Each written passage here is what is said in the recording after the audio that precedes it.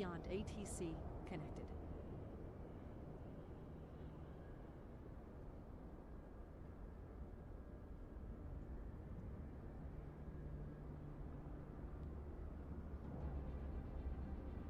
Nose forward on the stick. Command Toga, SRS runway, auto thrust is blue. 89 thrust set. 5500. Ready that. Rotate.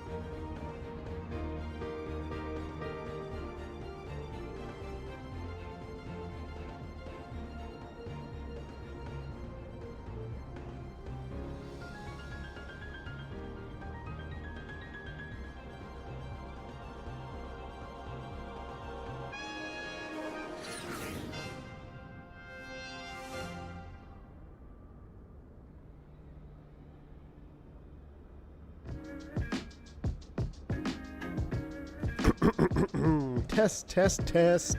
What is going on, everybody? Welcome back to the channel. Good morning to my West Coasters out here on the West Coast, Best Coast, sitting here on the ramp in the brisk but not chilly, overcast, slightly starting to clear up skies here in Hayward, California. And we're sitting on the old Ameriflight ramp. I'm not even sure they have any airplanes here anymore or what. It's been so long, but this is a site that I saw every morning, Mondays through Fridays, for quite a little bit of time. So flying freight now. It wasn't a Piper Navajo and a Piper Chieftain, so slightly different airplane, but pretty dang close. And this livery, the blue, I don't know what livery. I think this has a Canadian reg. I don't think Ameriflight ever had Barons, but it's like the exact blue color. So the exact color scheme is awesome. It really adds to the immersion. We're going to head up on some real world route today that I used to fly, except we're not taking off at 6 a.m. because I didn't get here that early. Looks like the route is really close, which route we're going to take this morning.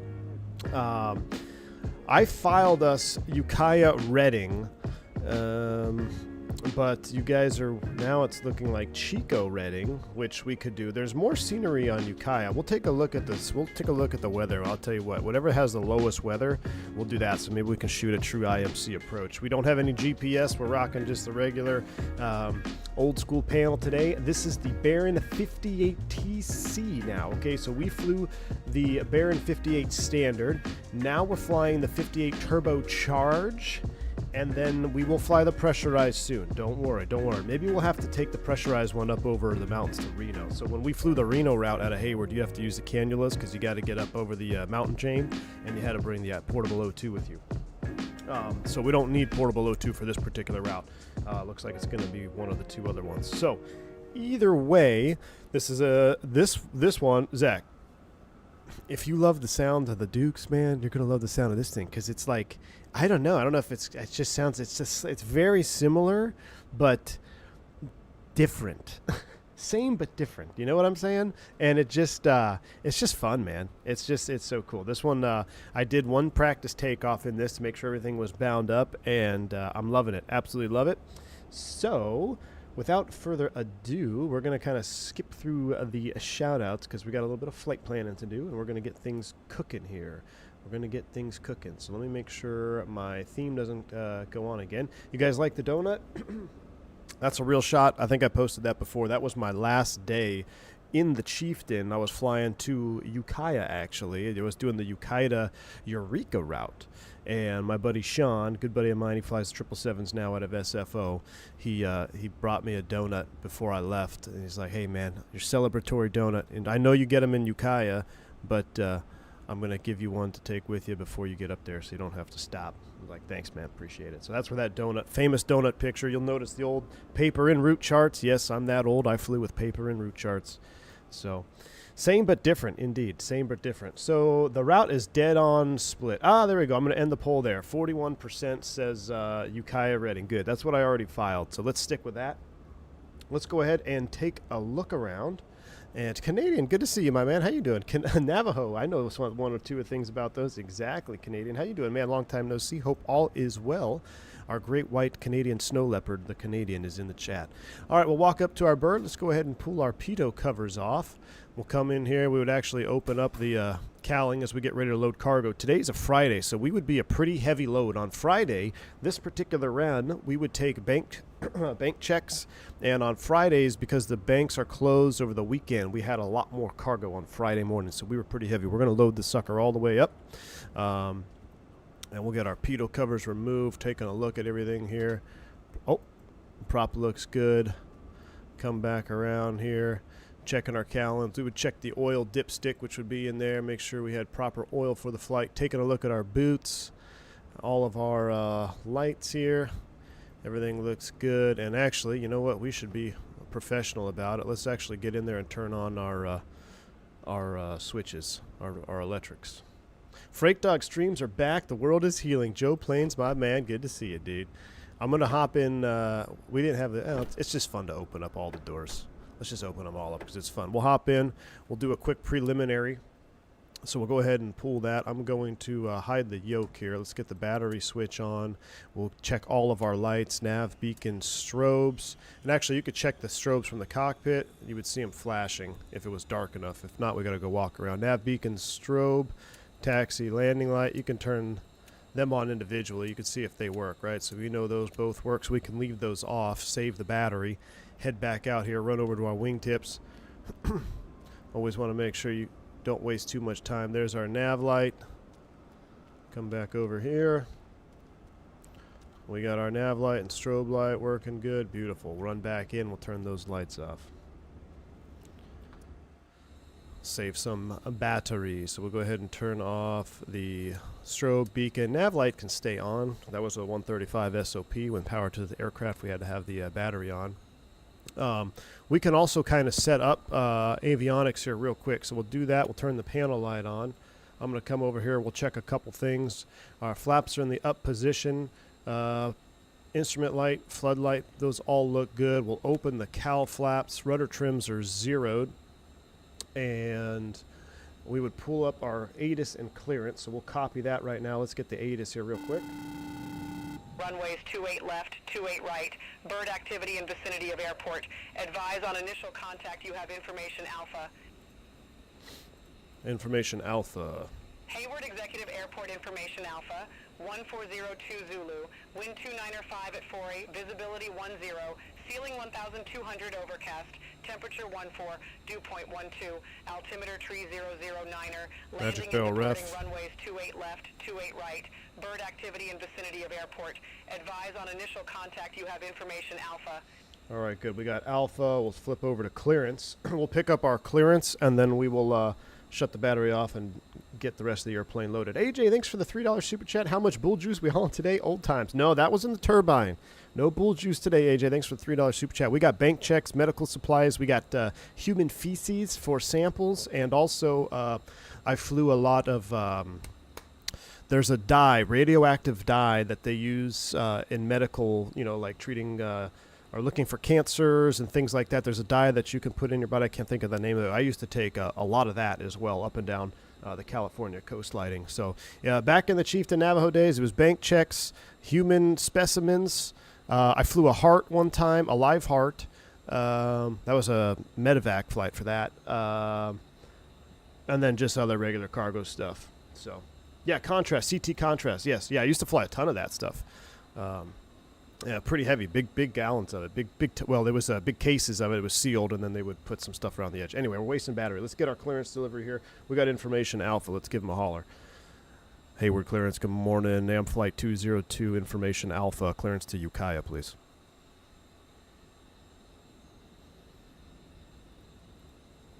AM flight 202. Hayward clearance. Thanks for information Alpha. Sounds like key 6. Ukiah Municipal. Radar vector Skaggs Island. Then is filed. Maintain 4,000. Expect 8,000 10 minutes after departure. Departure frequency 124.4. Squawk 0630. All right, let's see. So, To Ukiah oh, I had auto respond on. Oops. Island, then is filed. Maintain 4,000. All right, Expect 4,000. 10 minutes after departure. Departure frequency 124.4. Squawk 0630 and flight 202.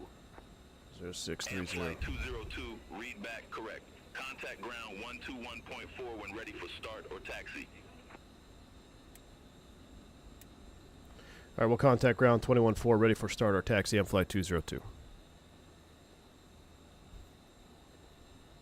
All right, 121.4 will be this one here. 121.4. Oh, it already tuned it in, so then departure is 24.4. Screwed those up. All right, 24.4. Cool.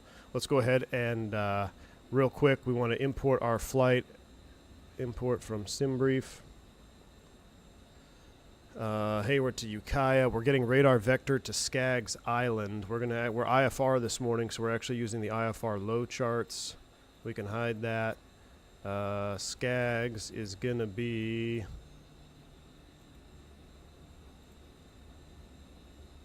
112.1.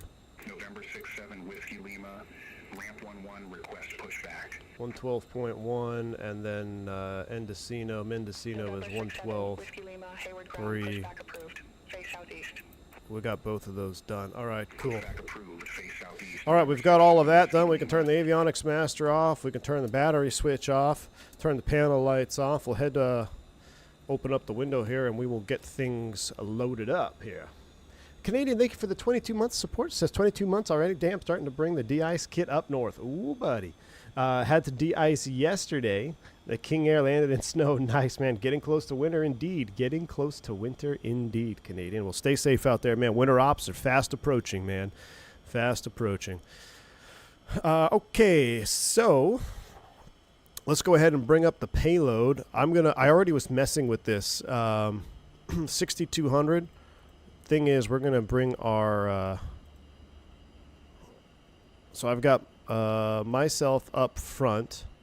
210, and then we're simulating payload on this. We're 5,800 pounds. I'm trying to kind of balance it out here because we got nobody in the right seat.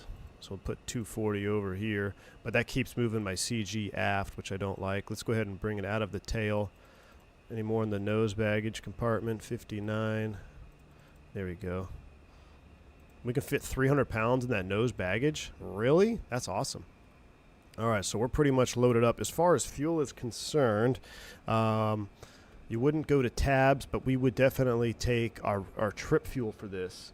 So our trip fuel, if we go back to, I'm going to use SkyVector real quick because it's going to be easier. Let me go to my, I already have my SkyVector page up. So total distance is 93, let's see, 67. So round trip, so we got 171, so let's just call it 200. So we're gonna need 400 miles of fuel, is what we're looking for. So we need to be able to cover 400 miles. We're 651, but that's at, endurance 2.7. We're actually gonna go 55, take a tad more. Give us just under 3 hours of fuel, because we figure with our alternate, we got to have 45 minutes of fuel, and then for Reading, we're probably going to need an alternate there as well, unless this cloud layer burns off. So we got a plan for 2 alternates, 45 and 45. I mean, that's already, at 90 minutes, 90 minutes of gas, just in alternate fuel, which is an hour and a half. So we may even, we're right at the limit. Let's go. Can we go 60 gallons? Now, we're not going to fly all the way back, but yeah, there we go. 60 gallons. But we've got the proper fuel for it. So we got 3.2 endurance fuel. We got 60 gallons aside. It's 120 gallons of fuel. Our airplane is fully loaded. And we'll go ahead and close up shop. So now that we're loaded, we'll close that door. Come over here. Make sure you get the key. It's very important that you get this closed and you have the keys.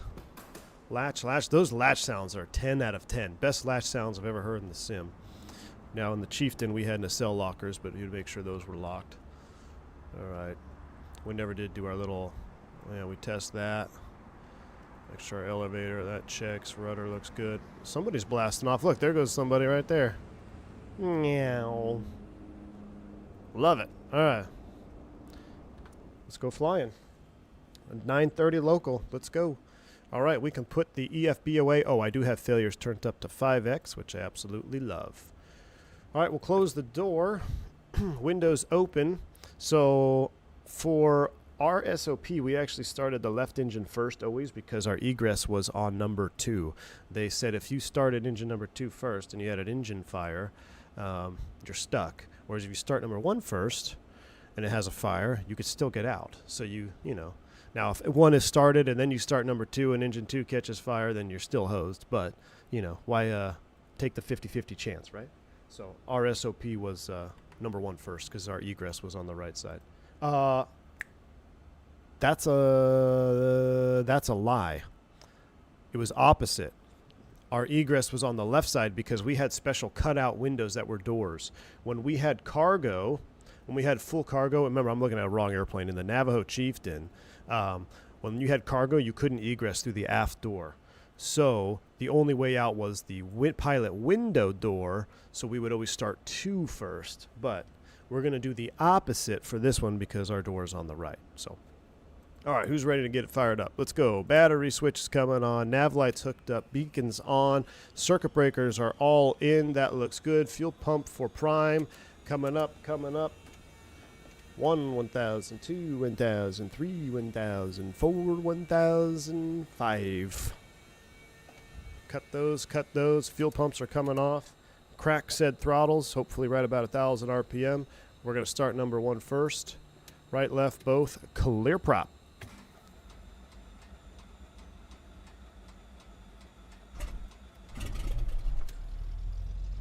Nice.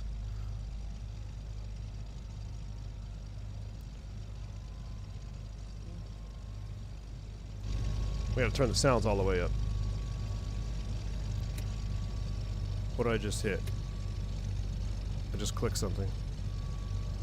Left alternator's coming online. Alright, right, left, both. Starting engine 2.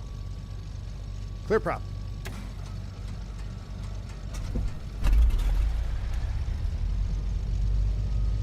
Right at 1,000 RPM. Mixture's coming back about halfway. We're sitting here on the ground. Oh, I flipped the magneto to left. All right, both, right alternator. Master avionics is coming on. We would plug our headset in. Let's go headset. But we'll keep the window open just a little bit. This is the turbo non-pressurized, correct. B58TC, B58TC. We'll get our panel lights on. Pilot light, instrument light. Not sure which that one is. Engine avionics light. That's that one. We want that one right there. Flight. Oh yeah, we want to dim these just a tad. There we go. That looks good. Much more cozy. All right. Instrument floodlight. I think that's underneath, right? There we go. That looks good. Nice and cozy. All right, 4,000 VSI 0 within 50 feet. That looks good. We got 0630. We're going to squawk altitude on the ground here at Hayward. So we're 0630 on the squawk. It's cold out, so let's go ahead and close the cowl flap so we can expedite the warming up of the engines, and we'll call for taxi. Hayward ground, Flight 202, ready taxi, information Alpha. Flight 202, runway 28, right taxi via Alpha. 28 right taxi via Alpha, Flight 202. Alright, we should probably bring out our charts. I'm trying to remember. I don't think we used JEP charts. No, we did have JEP charts. You're right, we did have JEP charts. I was going to pull out the regular FAA charts for old time's sake. We may not even have any. Oh, yeah, we do. Airport diagram. Alright, airport diagram. You know what? We had Jeppesen. We had Jeppesen in route charts, but we had to print off our own FAA charts. That's what it was. We had Jeppesen in route charts, but they were too cheap to give us Jeppesen approach plates, so we used the FAA chart. So we're going Alpha 28 right.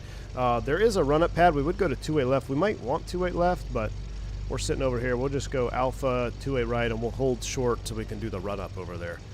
Taxi lights coming on, brakes released, we're rolling.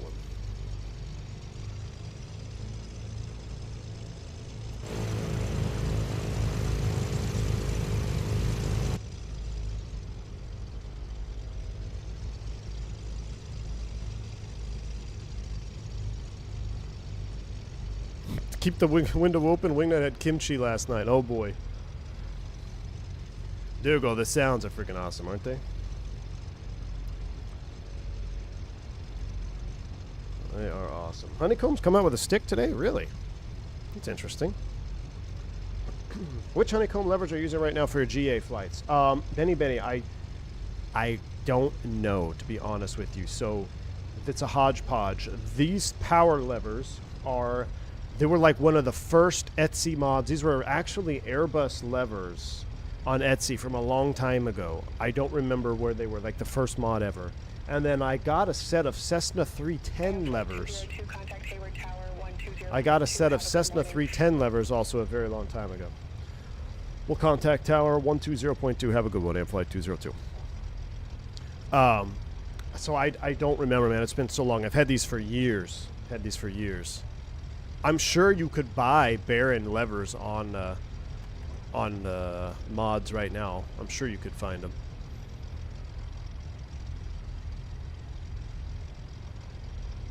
ATC volume is very low. Really? Really loud for me. Alright, I'm gonna pull up into the run-up pad here.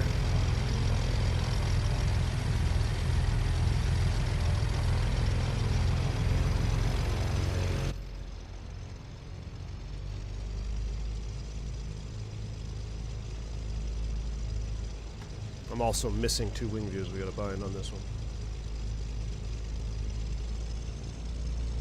Cylinder head temps are in the green. You can see that. That's good.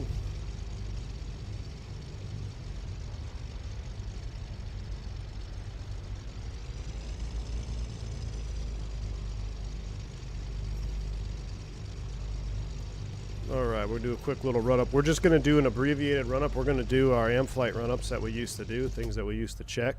So everything's in the green. We'll leave the cow flaps open for this one, though. Mixture's full rich, come up 1,700 RPM.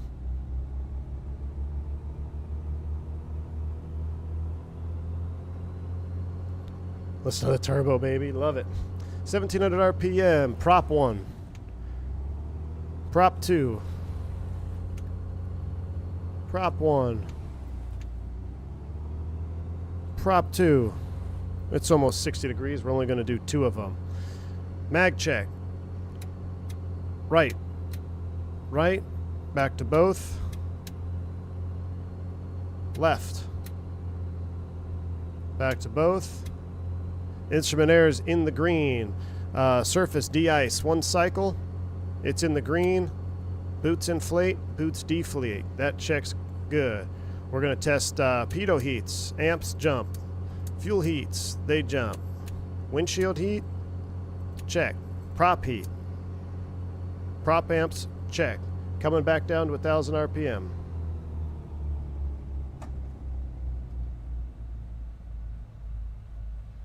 Alright, 1,000 RPM is set. We're ready to go. Flaps not required. Trim's in the green. Actually, we're pretty heavy. Let's go flat. We're at max weight. Let's do approach flaps for this takeoff.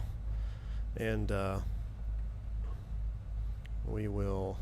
So in the Chieftain, the flap lever was pretty cool. It's you basically hold it to the position and then you let it go. So there's like a bunch... You can basically set a custom flap. And what we would do when we were at very heavy weights... I think I told you the trick before, but the technique that we used to set flaps is we would deflect the aileron full like down, and then that's where we would set the flap lever. So that was our technique.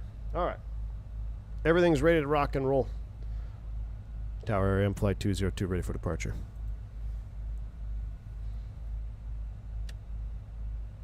M-Flight 202, It's way Hayward loud. Tower.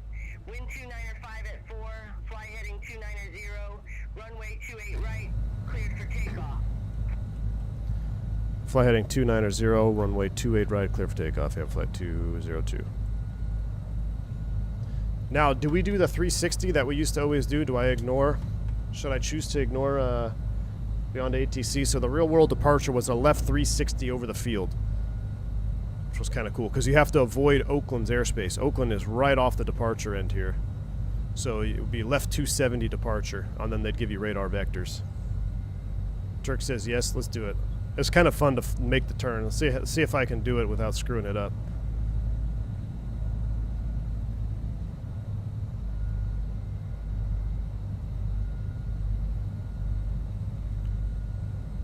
All right, runway 28 right, checks. Engine instruments are in the green, squawk altitude 630.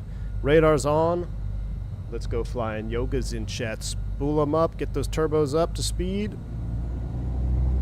Oh, that's going to be loud. That's going to be real loud without headsets on. Watch your ears.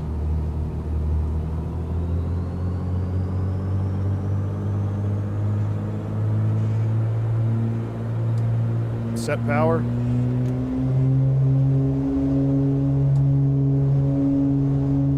Airspeed's alive.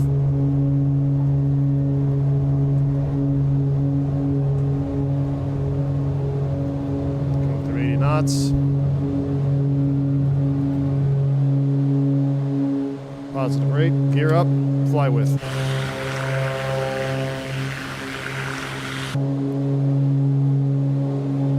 Looking for 400 feet. Pitching for 110. Left turn. Contact departure at flight 202%.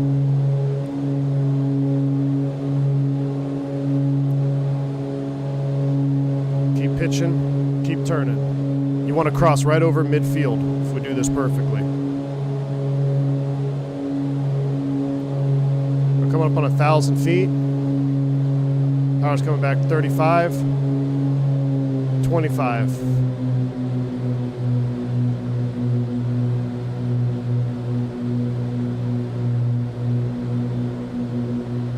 Now we're pitching for 120, clean it up.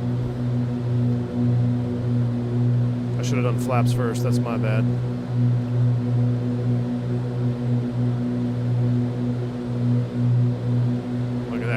right over midfield. Perfect 270 departure.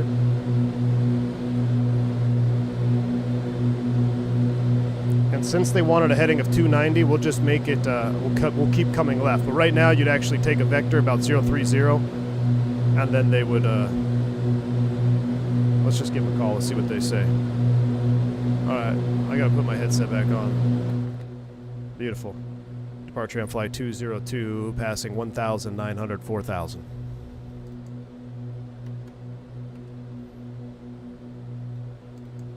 Am flight 202, NorCal departure. Good morning, radar contact, climb and maintain 8,000, altimeter tree 009er.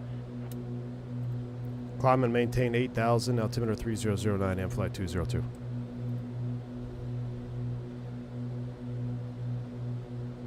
I'm flight 202, turn left, heading 265. There we go.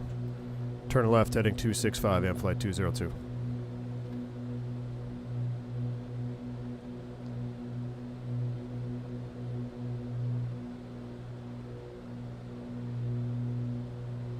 Ah.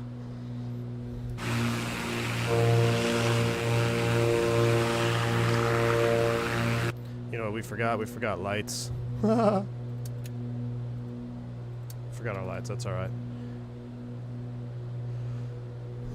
Still 120 on the speed. Now, because we are climbing at 24, I'm going to start just a crack of the mixture a little bit, because we're not going to be running the engines at full tilt here. So, crack the mixture here every 1,000 feet. That was our SOP.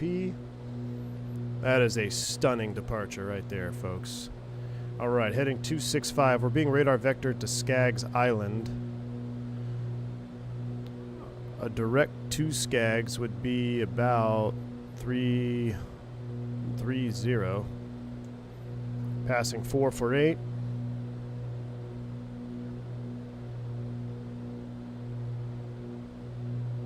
Yeah, ATC volume may be low for you, but it's perfect for me. Turn up my, turn down my ANR so we have a little bit of sound. Yeah, Gus, I'm used to FADEC. Dude, look at this view, though. One thing I loved about flying out here is just absolutely stunning views. Turn right, heading 315, and flight 202.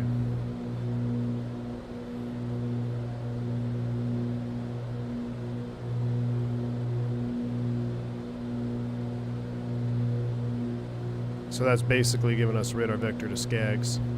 120 on the speed. Open those cowl flaps up, we're getting hot. Am flight 202, contact Oakland Center 119er, point for 75. Contact Oakland 119er 475 and flight 202. We gotta lower the nose a little bit here. We got a little bit hot on the cylinder head temps. So we're gonna lower the nose.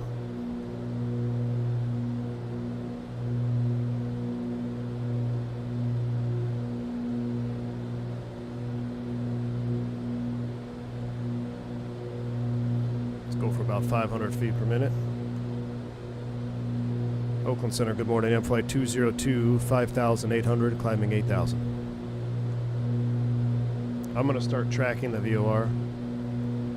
M flight 202, Oakland Center.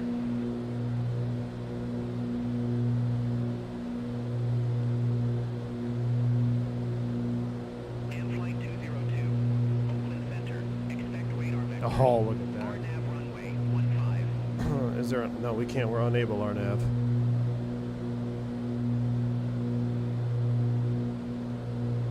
I am flight 202, unable RNAV, runway 15. What other approaches do they have? I think there's a LDA Loke. 202, verify instruction.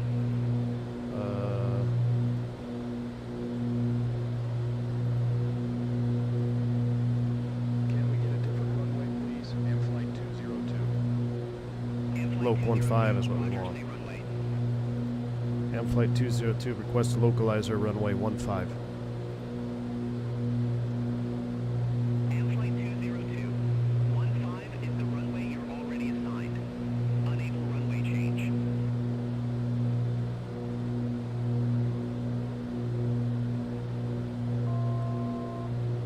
Oakland Center and Flight 202 request a localizer approach, runway 15.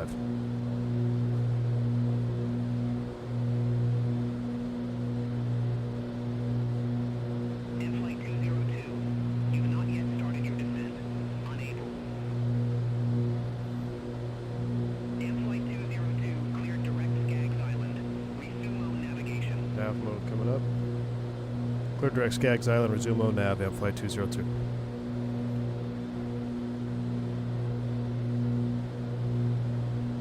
Temps are stable. 1,000 to level off.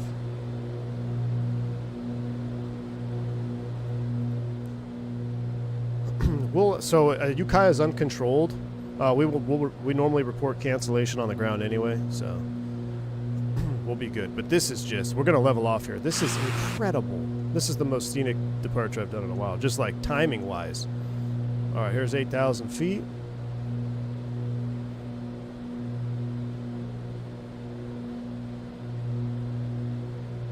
I'm gonna do a quick altimeter update. That checks. All right, we're level at 8,000 feet. Look at that, trimmed out beautifully. Let's go heading, altitude, autopilot engage. And we're navving. Now that we've reached our cruise altitude, temps are coming down a little bit. We're gonna do our cruise power settings. So we're gonna come back 30. 23.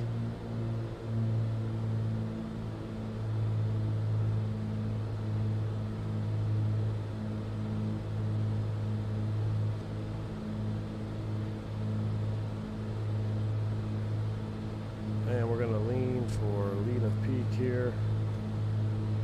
Or excuse me, rich of peak.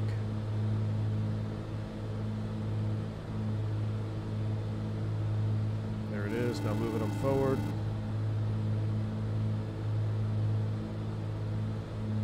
Close enough.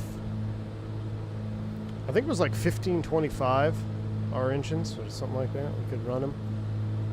And we'd actually, sometimes we actually had a fuel flow you could lean for. Kept you safe because a lot of these runs are done the same altitude, right? So you can, they have SOPs for each In Flight 202, run. contact Oakland Center 127.8. Take care. Contact Oakland Center 127.8 and Flight 202. So, all right, prop sync's coming on. We're in cruise. That's coming off. A little more noise canceling here, please. All right. Temps are coming down. I'm going to go ahead and close cow flaps. We'll keep an eye on it. That's awesome. All right. Got to catch up with the chat. Just Flight's in the stream. Welcome in, Just Flight. Glad to have you here. It is an honor. Welcome. Captain Simp, good to see you. Your AI overlord knows best. Don't resist. No. We're not doing no RNAV. The gauge detail makes you think you're in one. I know, Vodka. The detailing on the gauges in the cockpit is just it's real, dude. It's absolutely real, man. All right, so we got to keep track where we are here. We're 14 miles. Let's pull up our loc. So the loc into Ukiah off of Endocino 12.3. We're gonna have to shoot the full procedure. What's the current weather doing right now at Ukiah? Info weather. 10 miles overcast, 1,000 feet. So, yeah, that's going to be interesting. So overcast 1,000. That brings us in 1,700 feet. We may not get in. We'll have to see. It wouldn't be the first time I didn't get into Ukiah in the morning. So we're going to plan full route, but let's go back to our en route charts here. So Skaggs Island, after Skaggs, it is, we're not on the airway. We're going to Endocino 12.3. Let's see if we can pick that up yet. I hope we can. Yep, we got 12.3. All right, good.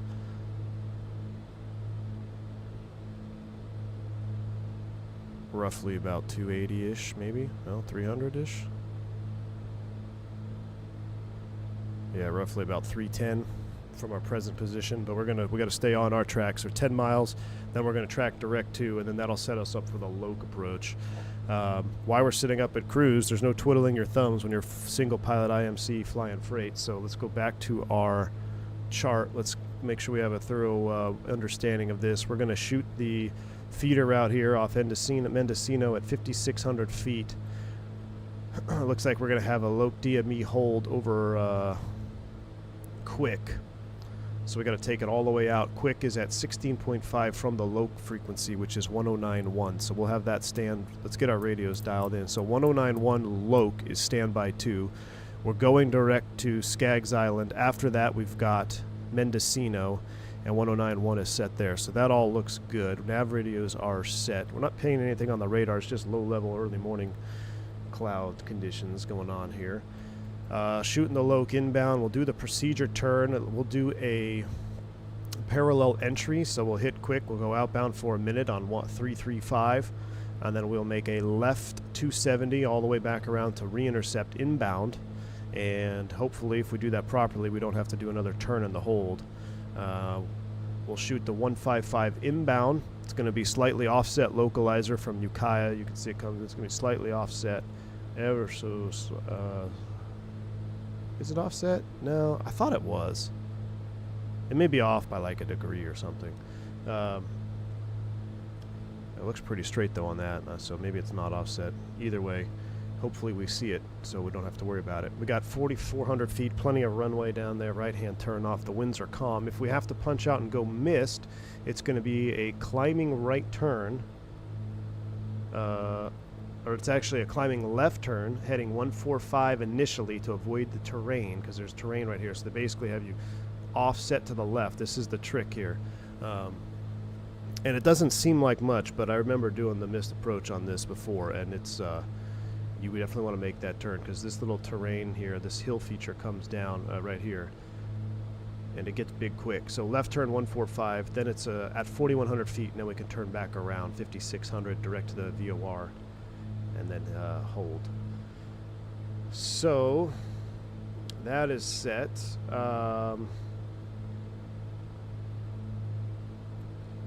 To Quick. Oh, wait, what? Mist approach coming in 50% and then ENI vortex to Quick. Yeah, so basically the mist takes you all the way back to Quick, and then we'll hold. All right, field elevation, touchdown elevation is 617 feet. So I think that's a pretty good briefing. As far as our minimums, we know it's going to be 2,300, category A, 2,300 feet. Which is 1,700 feet above the ground.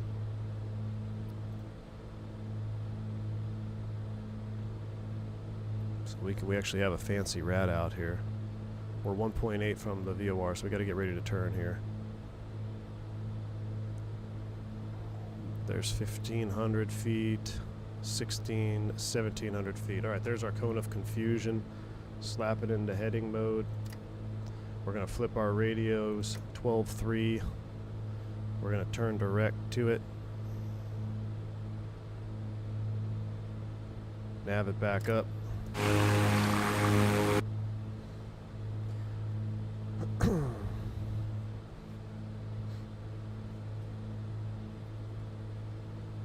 I was planning on getting the Dukes, but I'm all for this bundle. Dude, this bundle is going to be one of the best bangs for your buck. If you get the bundle, you're essentially spending $10 per airplane, because you get 3 variants of the Baron and you get 3 variants of the Bonanza. That's 6 airplanes at $65, a bundle pack without discount. So it's roughly $10 an airplane. That is an extremely fair price.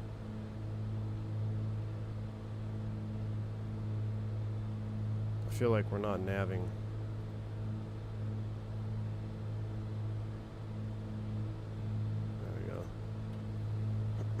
Get the Dukes while you're at it. I agree. XP would fly this all day with way tracing off, but at least not too scared to jump at sim update 4 beta. No, dude, I don't. No one. Why would I jump to the beta? That's the thing. There's no need for me to jump to the beta right now. Everything is running smoothly and wonderfully. Density altitude 9,000 feet. About 10 degrees.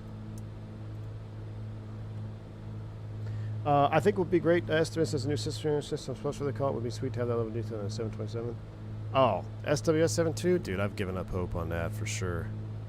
I forgot all about it. I didn't even think that was still a thing. Were we supposed to contact Oakland? Did I miss the radio change? Oakland Center, good morning. Flight 202, level 8000.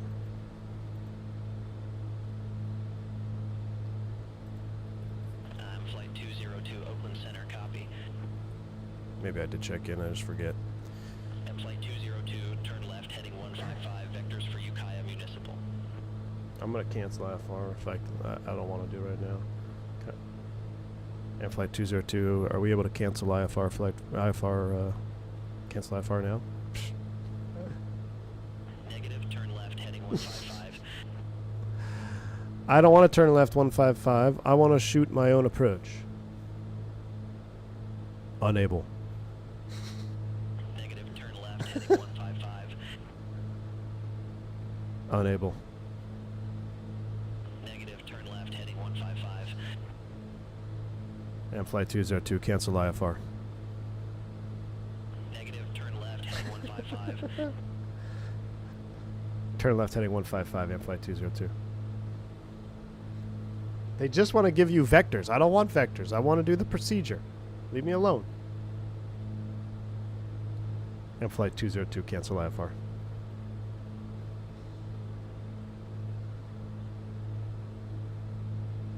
Oakland Center and Flight 202, unable to process IFR cancellations at this time. Please advise on further actions. And Flight 202 would like radar vectors and localizer runway 15.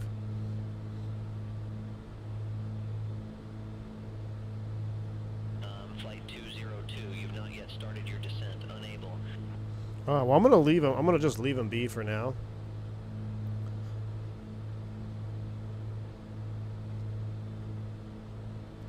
Because I don't want radar vectors. I want to shoot the full procedure approach. Because I tell you what, Oakland Center, they don't care. They used to not care about us. I mean, they're so busy with Oakland and San Francisco. They say, okay, you're cool for the full procedure, right? Okay, proceed direct, Mendocino, you're cleared. Localizer 15, report IFR cancellation on the ground or with me. That's literally it.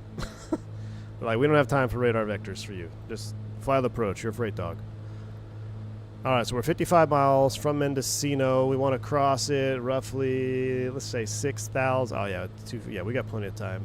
246 or 8,054, 12 miles out, plus another 10 miles, 22. Well, at 25 miles, we're going to start pulling the power back. Nice and easy. We'll start pulling the power back at about 25 miles out. That way we don't have to shock. We're cruising now. Imagine AI flying your plane IRL. We are cooked. Yeah, I would be nervous, man. 100%. 100%. VFR is coming. That would be nice.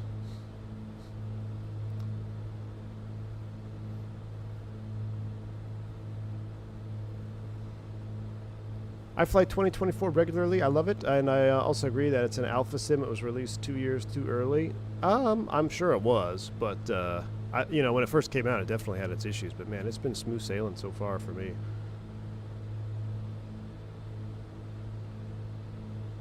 Approach leg, AJ. No, not approach leg. Departure leg. Alpha Mike, good to see you, my man. Just catching up with some of the chat messages now. Textures look so good, dude. They're amazing. Amazing textures. I love that we have this livery. All I need to do now is have Whiskey Throttle slap an Ameriflight logo on there, put an American flag on the tail, and that's it. Was the Friday surprise announced by V1? Not yet. I think it's coming later this afternoon. So I ended up getting my surprise yesterday, and I spent some time setting it up this morning. And hold on a second.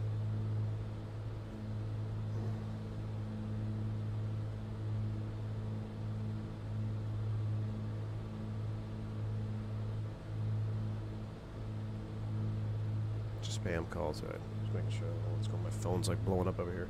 So I've got my surprise, but I have to I don't know how to set up the cameras for it. Do you want to know one of the surprises? Is it freight related surprise? No, it's something else related.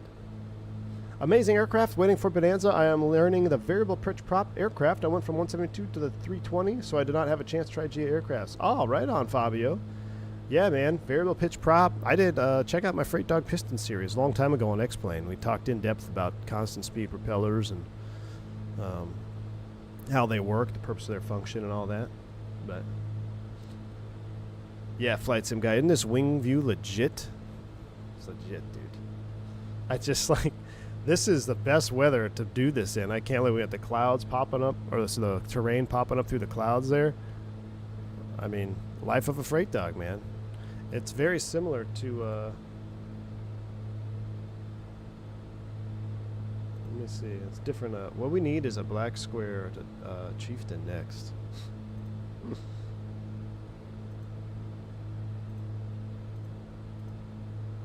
Look at that. Blackquare Chieftain when? I should have popped this video up when the sun was at the right angle. So let's see, I was zoomed in just under the ADI. Blackquare Chieftain when? I'm in the shadow now though. That donut does look good.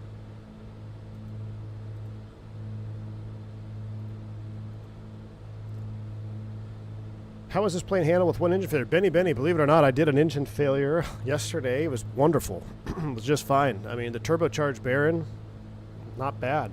Keep it at blue line. I was able to shut it down, feather it, and I returned. No issues. Now, I wasn't super heavy, but I definitely did shut it down. Yesterday, after the stream, I did a quick test.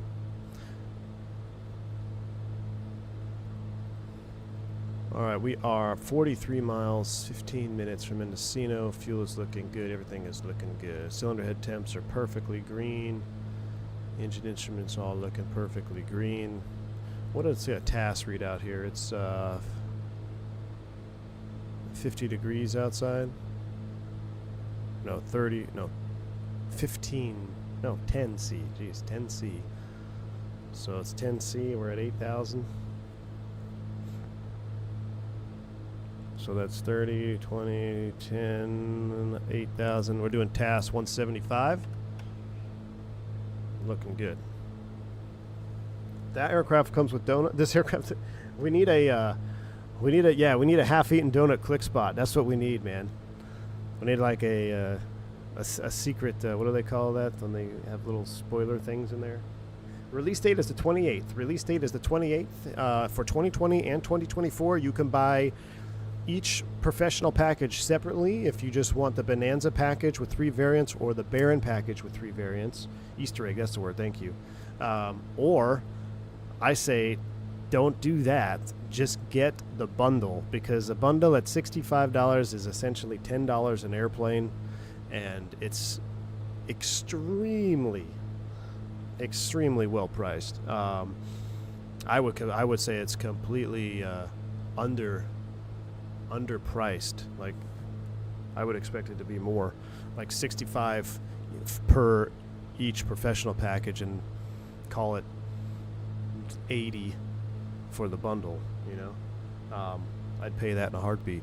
These airplanes are so high fidelity, they handle so well, and the little nuanced differences you get, since we're in the Baron today, you get the non-pressurized Baron naturally aspirated, you get the Baron non-pressurized turbocharged, which is what we're in right now, and then you also get the pressurized Baron.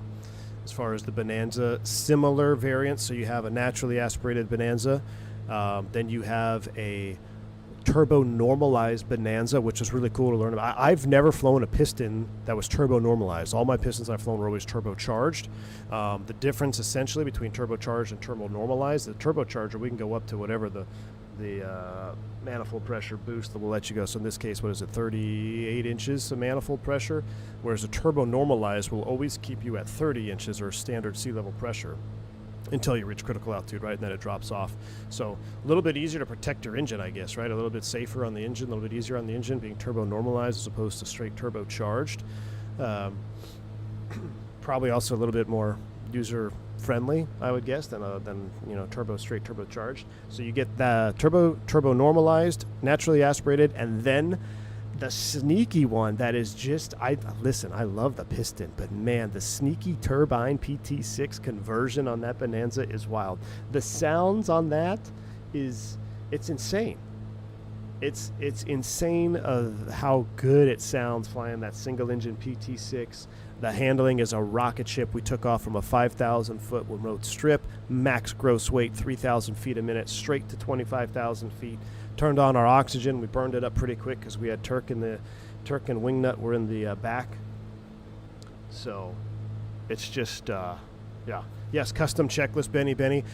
So I'm trying not to use it today because I'm trying to remember my old checks from my freight operator. But yes, the last 2 streams we've done, we've been going through the checklist, and they're all very inclusive. You can, you know, highlight the items. They have full-blown engine start cold hot, engine start flooded, after start, run up, in flight. I mean, all included checklist. All your weight and balance loading, Benny. If you're unfamiliar with Blackquare, we've got our cabin, which we're sitting comfortably here right now at 50 degrees, which I'm fine with. We don't need any heat right now. But this is the combustion heater, which we could turn off. Now, if you run the combustion heater, you actually got to run the blower on the ground for a minute before shutdown, I think, right? So you could get the combustion heater going. Let's do it for fun. So we'll turn blower into low. Let's do it with the EFP on here so you can see it. So I got the blower in low, and then we're going to turn the combustion heater on, right? So now it's going to start heating, and then what we would do here is we would pull, see, our heat valves are closed, so pilot air, pilot heat. We're going to open these right here. You see, so this valve opens, and then we need to pull the pilot air valve. Yeah, pilot air valve. Now, if you want to go faster, if you pull the defrosters on, and then if we pulled the co-pilot air, then we'd get more heat faster into the cabin. So if you wanted to heat the cabin the quickest, you'd pull everything on and run the combustion heater. But since I don't want to heat it up too quick, I'm going to actually just turn the defrosters off. I'm just going to have I'm going to have this at about halfway, and I'm going to have pilot air at about halfway, because we don't want to get too hot. We got to make sure we shut that off and run the blower on the ground as well. But the combustion heater, you got to be careful of CO2, carbon monoxide poisoning as well. The tip tanks on the Bonanza look sick, dude. They do. I love the tip. We flew the turbocharged, turbo normalized, Bonanza yesterday. Amazing.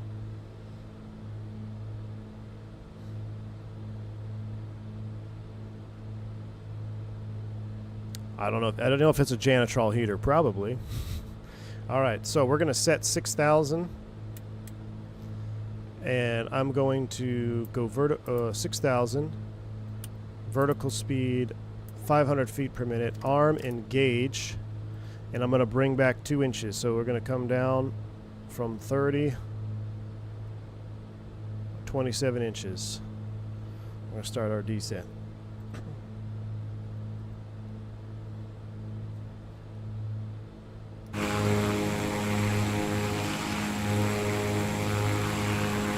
Hopefully the sun is going to burn off this cloud layer and we'll be able to get in.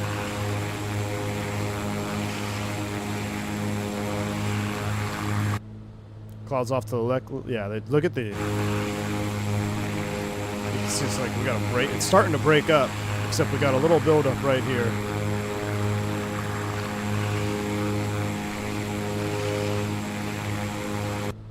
Do you see the video of the twins crashing on takeoff? Yeah, Venezuela. I did. The Cheyenne. So that's what I flew, but that was the turboprop version. So the Cheyenne is the Chieftain with PT6s. They're known for wing issues, too. Are your graphics low, medium, high to run this bird smooth? I'm running at Ultra, Costas. Just almost everything is at Ultra. I don't run auto FPS when we're flying GA, and it's just super well optimized, man. Super, super well optimized. I forgot to start the ET. I'll let it go for another minute. I am using real-time weather. Correct. This is real-time weather.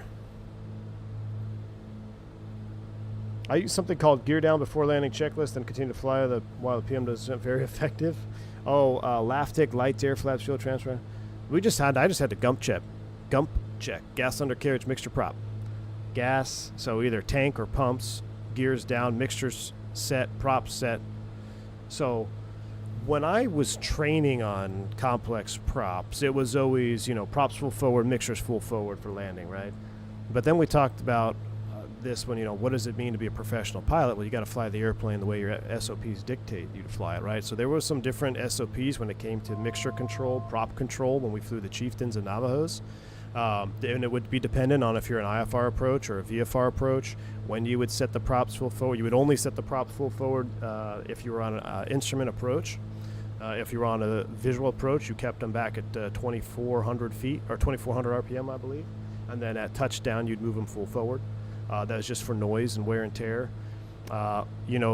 Capable of 38 inches of manifold pressure, turbocharged IO 540s. But we rarely ever ran them that hard, right? It's all about maintenance. There's the argument between lean of peak, rich of peak. We would always go for rich of peak, 50 degrees. That was our SOP. I know Wingnut, look at that. We flew into a cloud. We're getting turbulence. Where's Turk at? I don't have cloud turbulence. That was so cool. We flew through that cloud and just got rocked. Let's go ahead and bring it back another 2 inches. We'll come back 25 inches of manifold now.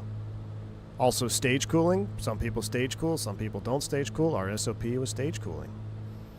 So 2 inches every 2 minutes until we got below certain airspeed, certain cylinder head temp. So Dom Pellegrino dropping the 10 gifted memberships. My man, how you doing, Dom? Hope all is well. Thank you so much for the 10 gifted subs. Hope all is well with you. If you pick up a membership from Dom, please do shout him out. Say thank you. Very, very cool. Turbulence is at realism, I believe, Digital Merc. I haven't changed it. I've got it on realism, a realistic, and I just rock it. Some people complain that it's too much. I think it's fine. I think the problem is we don't feel the turbulence in our seats and in our body like you would if you were in the airplane. So it feels aggressive, but it's not necessarily aggressive. It's just the limitation of being on a desktop sim. So I really haven't had any issues with it. The only issue that's a realistic turbulence can provide sometimes is the auto thrust system on the 320. It seems to chase way more than if it was on medium. I think once we got below 140 knots, we were considered stage cooled. I'd have to look up the thing. Anyone tried the new A2A Airstar 600? I have it. I loaded in the other day just to try it. People always want to ask. Look, A2A makes great products. I'm not gonna debate that. There's nothing to debate. The Comanche's great. The Aerostar is actually really good. It's come a long way from the early access. But when people ask my opinion, I think the winner is clear for several reasons. One, the modeling and texturing in the Blackquare aircraft are far superior, in my opinion. Two, the sounds, not even close. My biggest gripe with the Aerostar now is nothing visually, nothing really flight model-wise. My biggest gripe with the Aerostar is the sound. Like, it's, the engines, they sound hollow. And I don't know if that's what an Aerostar sounds like, but they sound exactly the same from takeoff power setting to cruise to landing. Like, there's no change. It just doesn't. I don't find it believable. I think that's one of the biggest differences. But I mean, yeah, systems wise, they model a lot of stuff too. They've got an EFB that has similar things. Like, my advice is just pick them both up and figure out which one you like the most. All right, we're 8 miles. We're 8 miles out. So, what's our? What's tab do? Or spacebar. Hit spacebar. It's tab. We gotta go back to our charts. All right, we're gonna take the 344 outbound at 5,600 feet.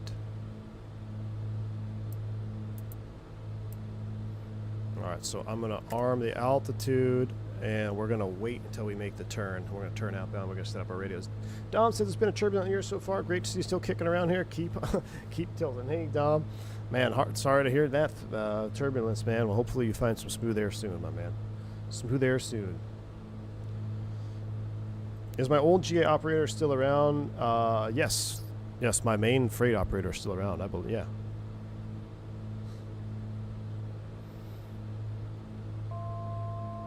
Alright, I'm going to go vertical speed.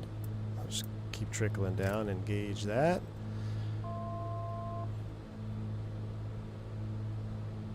Once we got to 24 inches, I think, as well, we were considered stage goals. To 20 or 24? I don't remember.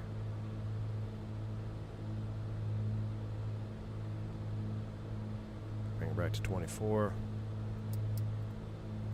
Reset the chrono. We've descended a little bit, so we'll increase mixtures just a hair. What do you mean every operator flies their plane differently? You mean that's not the way insert manufacturer says to fly their plane? Exactly, Turks. Exactly.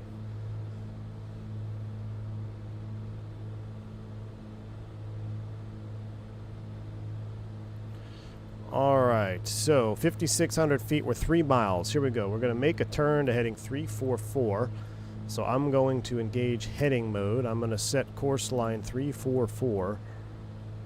340, 345, 344 is right there. So we're ready to make the turn. After we make the turn outbound on 344, we need to have the LOC frequency 1091 in the standby. 1091 is in the standby, and we will be on course at 335 outbound. So 335 outbound on the LOC is what we're looking for. Start the turn. Oops. Start the turn. I flew past it. Not quite. Almost. We'll do a nice shallow intercept here. Alright, we're at 5,600 feet on the feeder route, 344 outbound.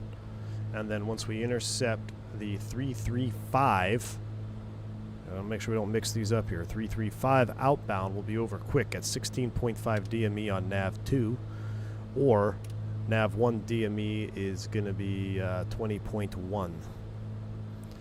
All right, there's a 2 from flip. Now we're looking to intercept the radial. Once we finally hit that and we're going to proceed outbound, we'll be proceeding outbound, or excuse me, we'll be proceeding inbound on 1091 on the primary. So that is set. All right, we are considered stage cooled. Instrument approach, we're on the feeder route. Here comes the turn, nav it up. Go get it. I should have done that in heading mode. That's all right. Bringing our speed back to 140. We don't want to be ripping in through here at 200 or 160 knots. There's no need for that.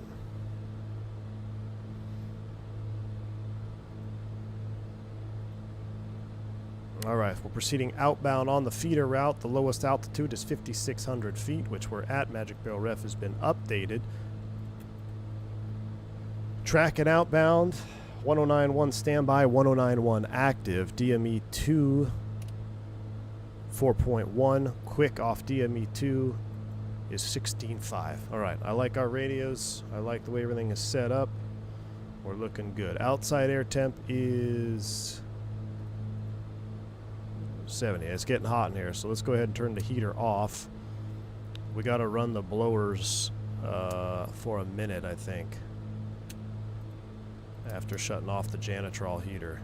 So I'm going to close everything up, and so we're going to run the blower here.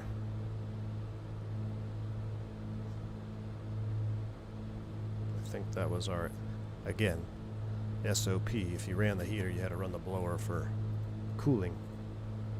The Donut Sun is back. Oh yeah, Donut Sun. Let's see. Let's go back. Donut Sun. Chat.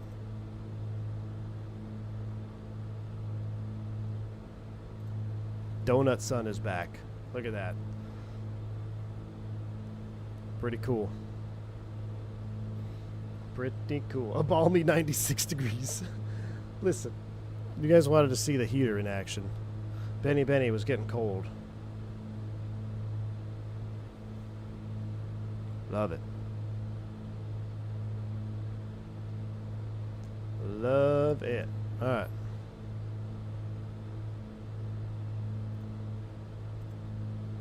Put you back on this.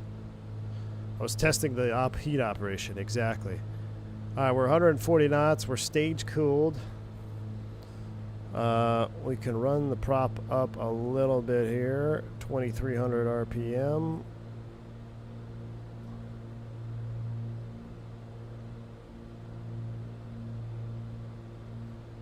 RPMs are set.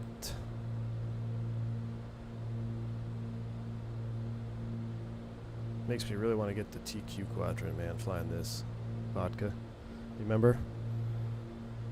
Makes me, this airplane may drive me to do it. Don't mind us, we're enjoying some roasted nuts.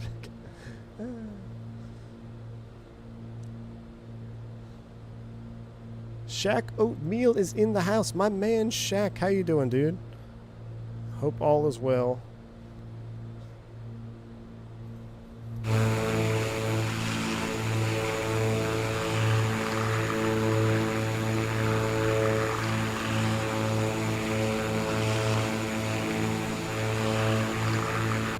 Golly, the outside side.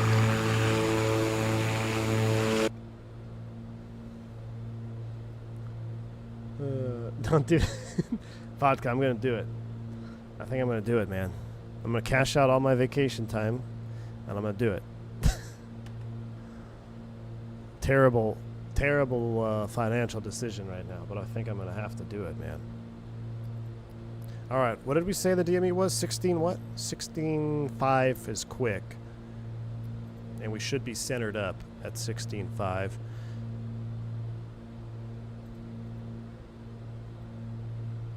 See, our nav2 is pointing off to the right. That's correct. The Mendocino Vior is behind us.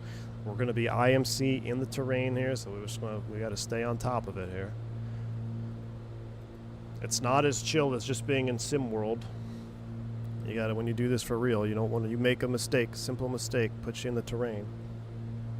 No Jip Whiz to save you. NorCal's not going to save you because they tried to vector me into a mountain before. I know. Has the METAR updated yet? We could take a check. Let's, Ukiah info, refresh. Still showing calm winds, 10 miles overcast, 1200.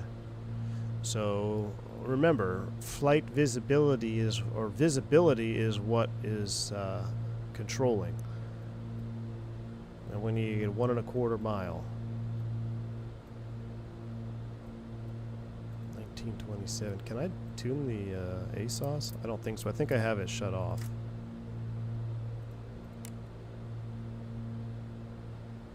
Yeah, I have default ATC turned off.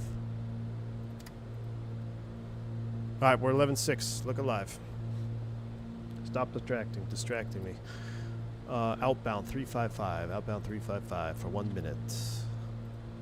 Alright, we can reset the chrono. We can turn the blowers off now.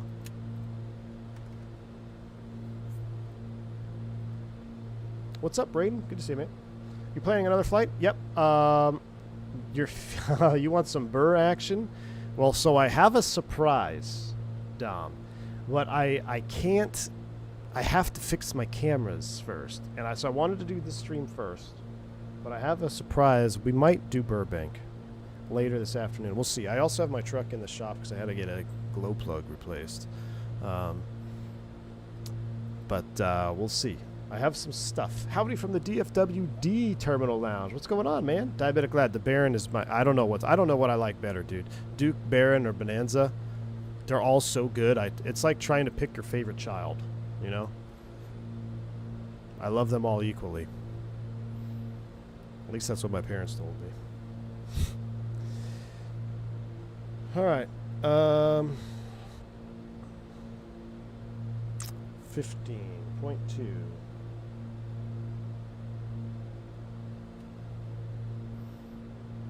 16.5. We can see our CDI number 2 is starting to come to life.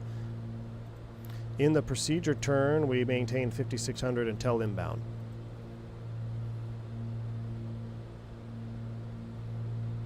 We are at 335, right? Yeah, 335.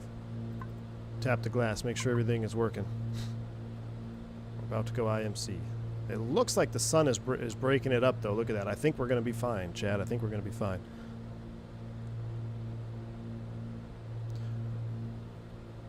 We're at 16.5, but I'm not seeing It's not adding up. Airway was 20.1. 335 outbound. Here it comes. Alright, 1091. 335 outbound. In the turn. Heading mode. Start the clock. Oh, we gotta come a little bit further left. Alright, so now we're all on nav 1. We're on the Loke. 1091. 335 outbound. We're going to track it outbound for 1 minute. We're doing opposite because we're doing the parallel entry. I'm going to keep it in nav. I'm going to keep it in heading mode. Keeps you more engaged.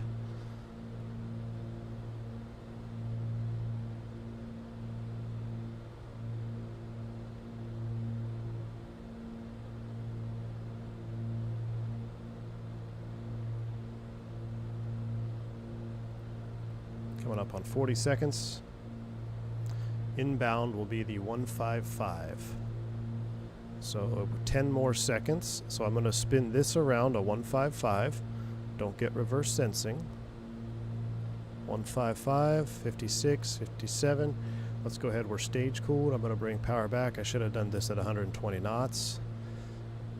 That's all right. Opposite. So left turn all the way around.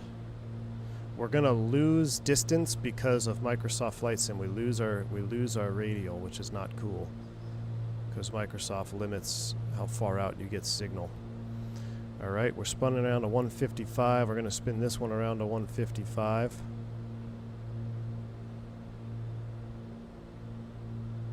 And we're gonna have to hope we pick it up before we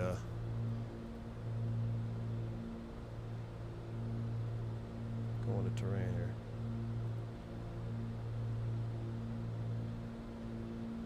Alright, 120 on the speed.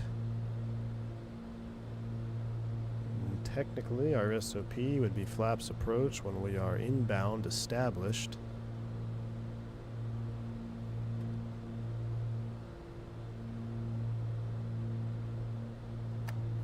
Flaps approach, I'm going to let the autopilot trim it, as we're lazy. Alright, 155 inbound, 2 minutes, we're good. We'll stop that, reset the chrono. Let's go ahead and get on the course line here. I'm going to make a little bit more aggressive. Inbound. After we pass 16.5 DME, we can descend to 4,200.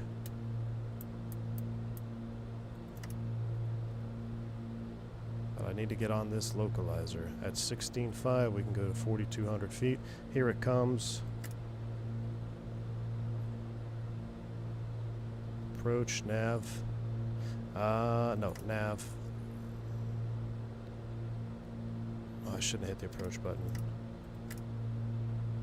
Go back to heading mode. I think it wanted to nav off my KX 155. A little bit of power. This is why we would fly these in heading mode. The autopilot's actually behaving exactly how ours would behave. All right, get the power set. Turn our headsets off. Ooh.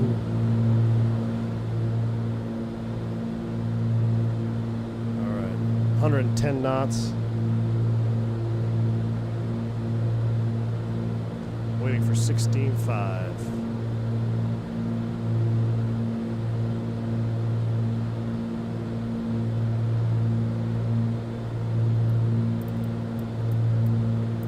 Feet per minute is armed. Let's try and nav it up.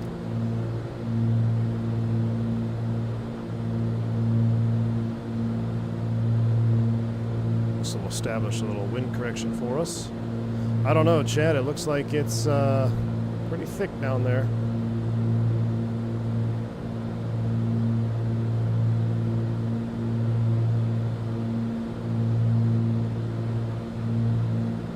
Alright, established. Inbound 16.5. Engage. Vertical speed. Props coming up. 2,500 RPM.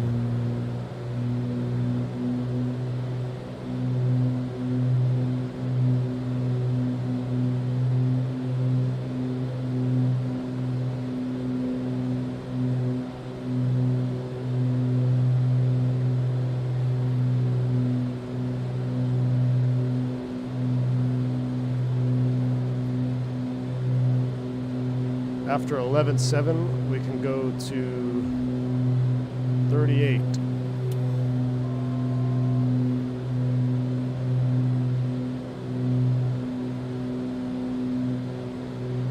Bringing the power back. We're getting too fast. A little bit turbulent.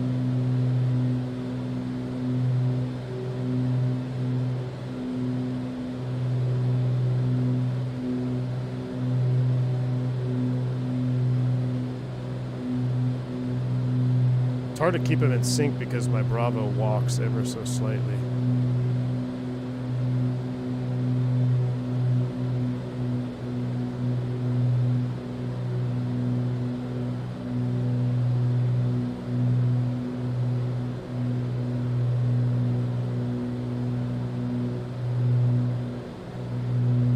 All right, 4,200 feet. We're at 13, so at 11, we could go to 3,800. At 11.7. All right, we're altitude captured.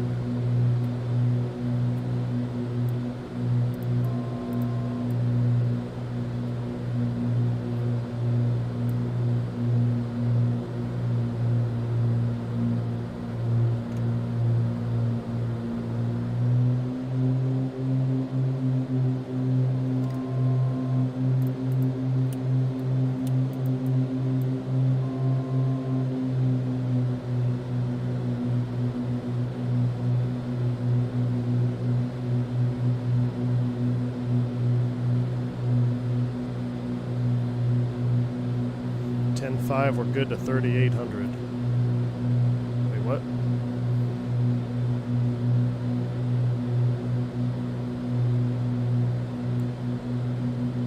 Yeah, we're looking good. So we can actually set 2,800 now because we're going to be fine on that. 2,800 now. That's our minimum.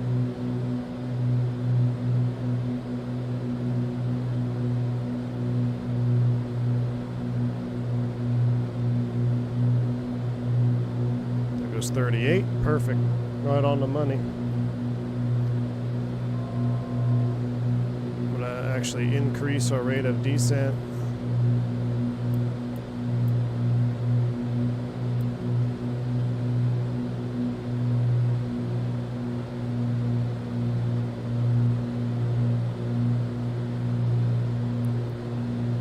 Missed approach at 7.1, 2,800 feet.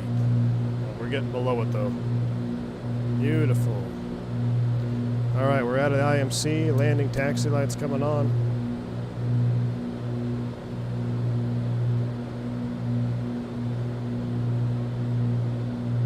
Autopilot's coming off. Flight director's coming off.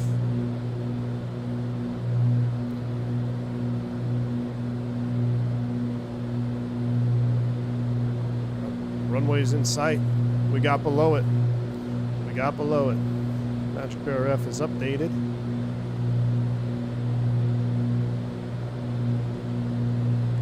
All right, mixture's coming up.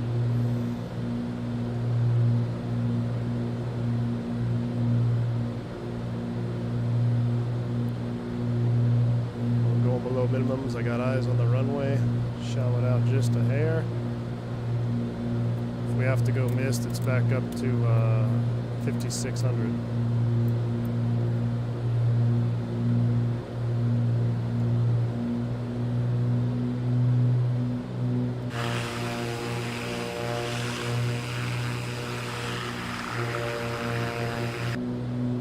Ukiah traffic and flight 202, 6 mile final, runway 15, Ukiah.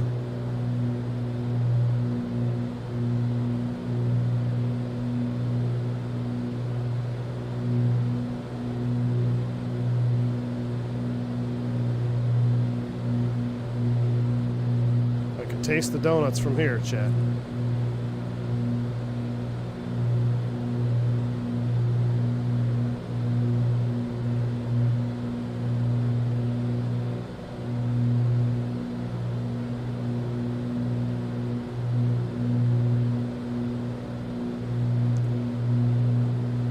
5 miles. Gears coming down.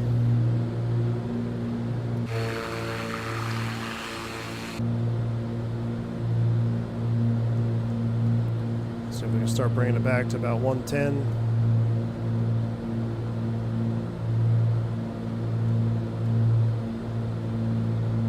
Key 6, my man. You were the ground controller in Hayward this morning. Yeah, we're doing flight ops, baby. All right, flaps full. Landing checklist. Gears down. Technically, we had to go pumps on, but we didn't fly the Baron. I don't know if you used the Baron. Pumps on. Mixture set. Prop set. Landing checklist complete. About 100 knots. 110, 100 knots would be good way out here. No need to slow way down.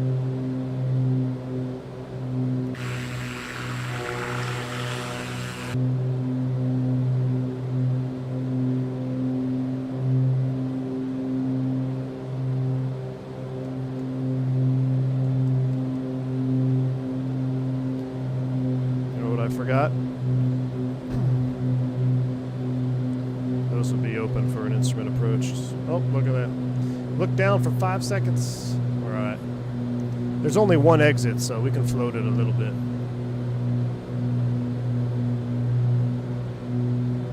Listen to those turbos out there. That's so awesome.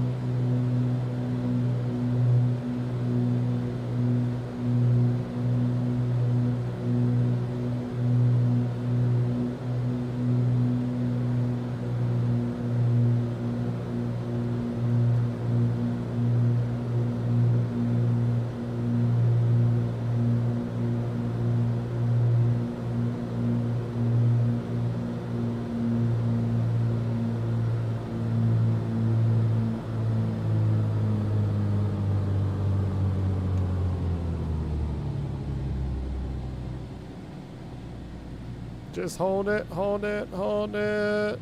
Oh, chat. Props full forward. Nice and easy. Don't let the nose slam. Let's get hard on the brakes here because we don't want to miss alpha reverse. We could make it. We can make the reverse.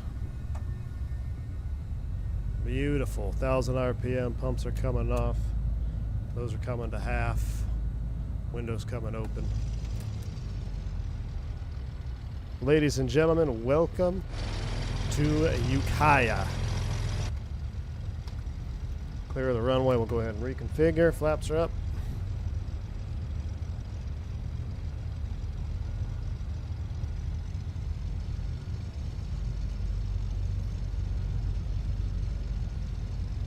Donut time. Local Center Air Flight 202, we're on the ground at Ukiah. I'd like to go ahead and cancel that for him. Air Flight 202, Local Center, roger. IFR cancellation received. Have a good day.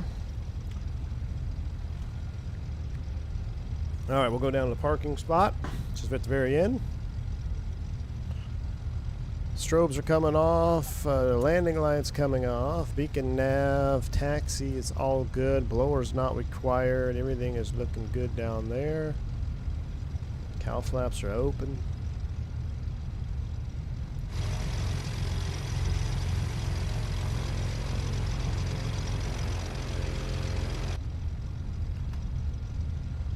What are we doing, chat? We going to Reading next, or we going to Eureka?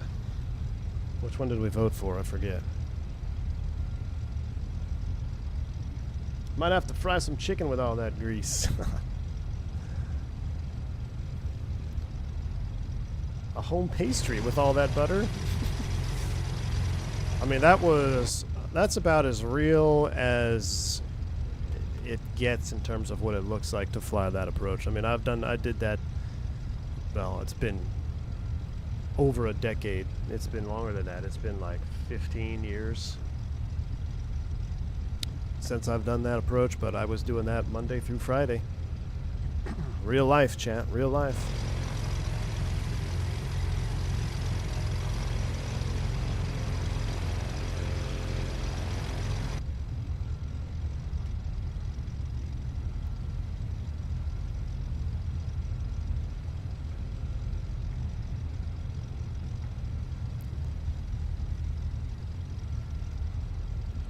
Alright, this is where we would park. There would sometimes there'd be a caravan over here as well, and FedEx.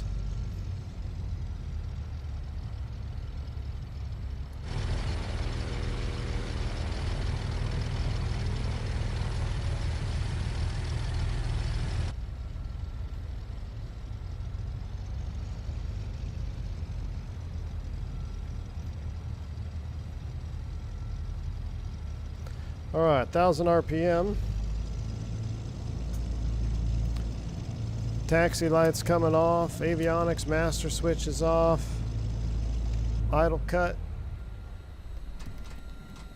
They're spooling down. Let's go magnetos. Magnetos. Right alternator. Left alternator. Make sure our trim is set. Cow flaps open. Everything looks good in here. And beacon light. Boom. Battery's coming off. If I was a pro pilot, I would have set up the frequencies for the departure on the taxi, and that way you're just good to go. Alright, one down. One down, chat. We're going. You up for a second leg? That took longer than I thought. Let's take a look at our flight tracker. Review flight. So we blasted off. If you're not on the vertical stream, you should check it out because that's almost textbook. Left 270 departure out of Hayward. So that looks good. We climbed up San Leonardo, Piedmont, Berkeley, over San Pablo Bay, over Sonoma. That's where my 777 buddy is now, who bought me the donut. He lives in Sonoma. This guy who bought me the donut in that picture. Flew all the way Mendocino, full procedure. This is what I wanted to look at here. Oh, that looks pretty good. Pretty good. We had a little oopsie coming around when I accidentally hit approach and it went to the KX-155 nav. So that's on me. I shouldn't have done that. Should have stayed in heading mode and nav mode. Because you can't arm the approach on that anyway. It's just a localizer. So, I mean, I guess technically you could. It's a loc. You could track the loc nav. It'd be a little bit more sensitive, I think. But we did fine. Touchdown rate is... Oh, get out of here. 156. More like 15. Not a 156. That's the hardest landing I've had, and there's no way. No way, chat. That was like a 5. That was a 5. Yeah, the gyro spinning down sound is pretty sweet. Hop outside. Get our doors open here.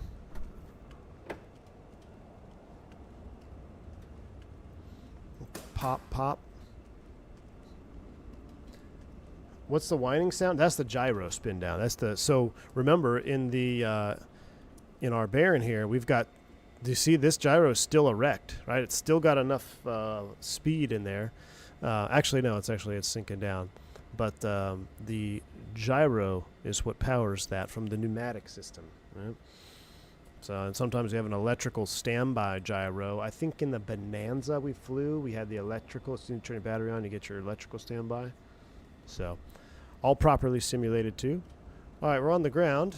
We'll get our donuts and look at our flight plan for the next flight here. So I do have failures at 5X. I do have failures at 5X right now. Let's get ready to file a new flight. Let's pull up Sky Vector. So you want us to cross the mountains to Reading. This was a rare one, but we can do it. So we're going to depart, and then we're going to go, we would actually file Mendocino, but then we're going to radar vectors to join the airway. We have to file low IFR on this, don't we? Yep. I'm going to just, it's going to be Red Bluff and then direct. It's easy. One fix, RBL. So let me file this in SimBrief real quick. And flight 202 from Ukiah to Reading. Baron 58.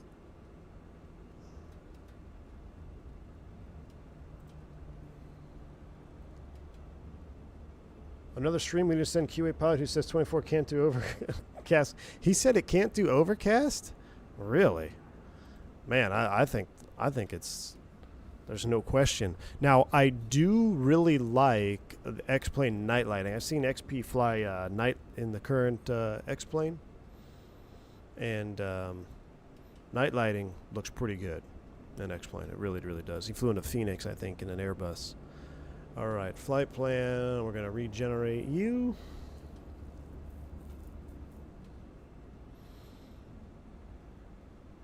That is set. One fix. Red Bluff VOR.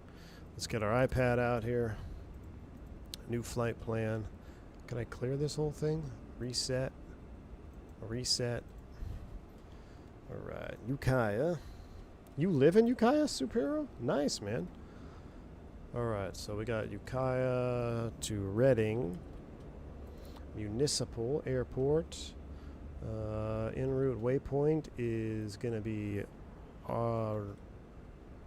Red Bluff. What's Red Bluff again? RBL.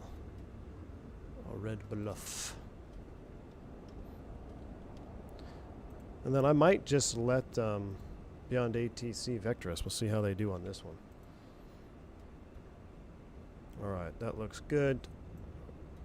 And let's go to back to the Ukiah charts. Is there? These are both RNAVs, so we can't fly these. We'd actually have to do a VFR departure, left turn out. We'd actually fly the published missed approach. So what you would do is you could fly the published missed, or take off and get radar vectors. Kind of tricky getting out of here. But you'd fly the obstacle departure procedure. I don't think we don't think we have an ODP. But essentially, I think the ODP just used to be the missed approach off the Loke. How's the native flight planner? I haven't used it yet. I'm a 4-flight. If I'm not RVET, you know, it's not bad, man. The only thing that it doesn't do is you don't get en route charts, but you get FAA charts and all that stuff, but you don't have any en route charts. You can, it's not terrible. You could file your speed and all that stuff. I mean, it's really not that bad. But I'll show you. I mean, yeah, having Navigraph here is nice. I'm going to unload this flight plan. I'll reload. Do all this while you're walking to the donut shop. Re-import. Done.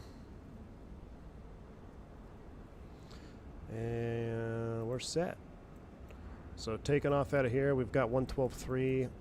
We'll basically join the airway 112.3.201 outbound to Red Bluff VOR. Pretty simple. All right, so that's done. Let's close up this door. We gotta go close our nose baggage. We'll let some cargo out.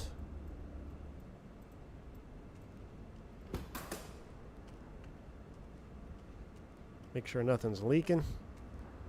Climb back in. So as far as our weight and balance, let's go payload. We're not going to touch the fuel, but let's say we shed some weight in the back. All right, and we'll light it up. So now we got rid of 400 pounds ish, right? How much did we have? Almost 300 something pounds. So we got rid of some weight, not touching the fuel. Everything's ready to go. Now it's probably going to be a hot start. So we'll do the hot start procedure. Let me get that pulled up here. We'll close the door. Let's go to the checklist. Aircraft, pre-flight, engine start, hot is where we're at. So mixture is going to be cut off. Right propeller is high RPM. Boost pumps. I'm just going to read through this here real quick before we do it. Boost pumps high for 10 to 20 seconds. Right boost pump off. Right mixture full rich. Right throttle full open. And then we do that. Fuel flow greater than 3 gallons per hour. Right boost pump off. Throttle half open. Right starter engage. If no start, repeat. So really we're going to leave the mixture full open the whole time. All right. Hot start procedure. Let's go. Battery's coming on. Beacon's coming on. Park brake is set. Cow flaps are open. Clear prop. And right mixture cut off. Propeller is high RPM. Boost pump high for 20 seconds. We'll do 15 since it says 10 to 20. We'll do 15 seconds.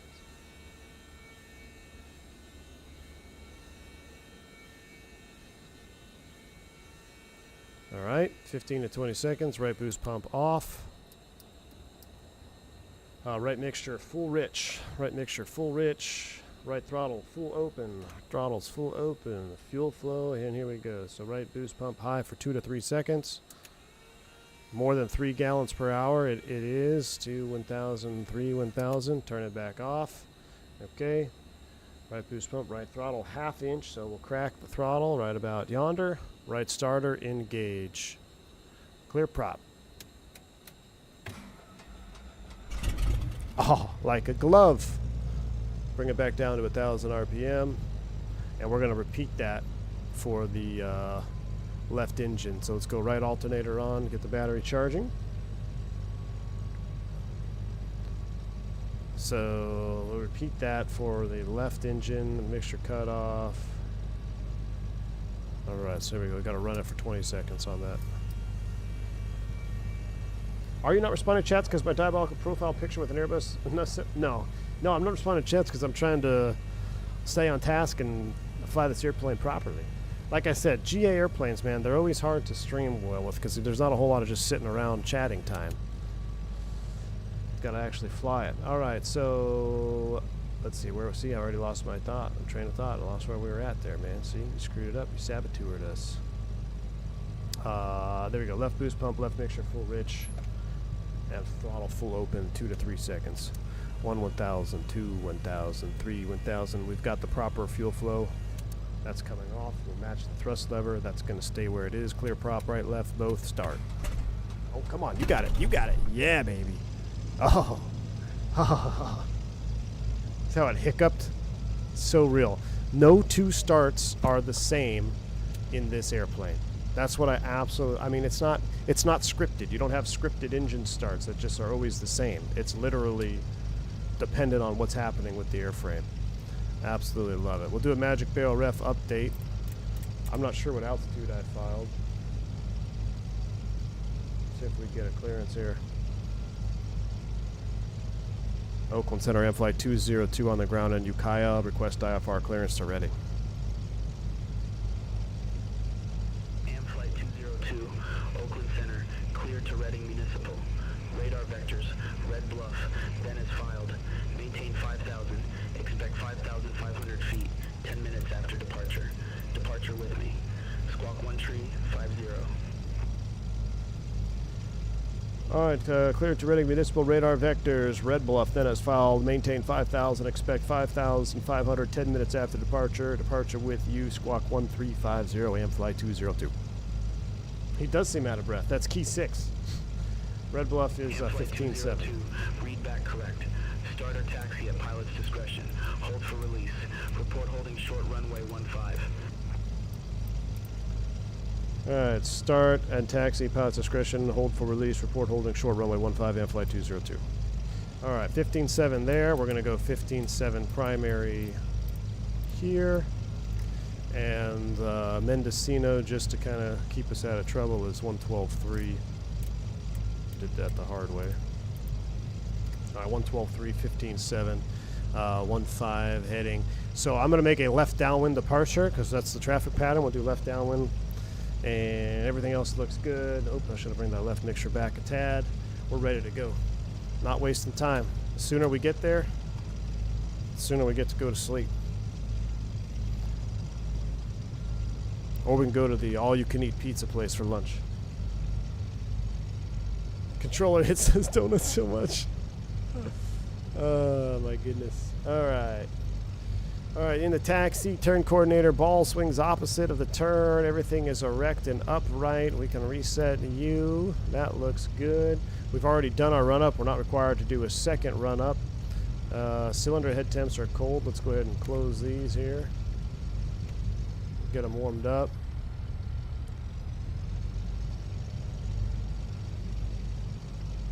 Thousand RPM. We got to give center a call anyway. There's 2 landing lights. I'm only turning 1 on. That's right. I forgot we're in a Baron. Oakland Center, M Flight 202, holding short, runway 15, ready for departure. No flaps necessary on this takeoff. M Flight 202, release for departure. Clearance void. If not off by 16.5 Zulu. If not off by 16.5 Zulu. Contact no later than 16:15 Zulu. Time now 15:47 Zulu. Frequency change approved. Flight 202, release for departure. Clearance void if not off by 1605 Zulu. If not off by 1605 Zulu. Contact no later than 1615 Zulu. Time now 1547 Zulu. Frequency change approved. Flight 202. Alright, I'm recentering the flight tracker cam so we can track that for our post-flight debrief. Alright, that is set. We're cleared for departure. And yep, everything's in the green. Beautiful. Let's go ahead and close you. Let's go flying. Mixtures up, props up. Hayward traffic and flight 202, departed runway 15 will be a left downwind departure, Hayward. We'll keep it rolling on this one too.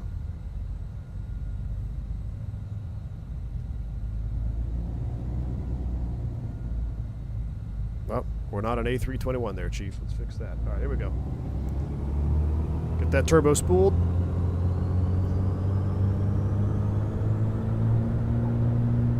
Nice and smooth.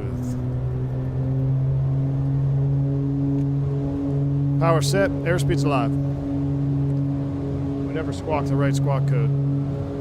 Rotate. I forgot the transponder. Positive rate. Gear up.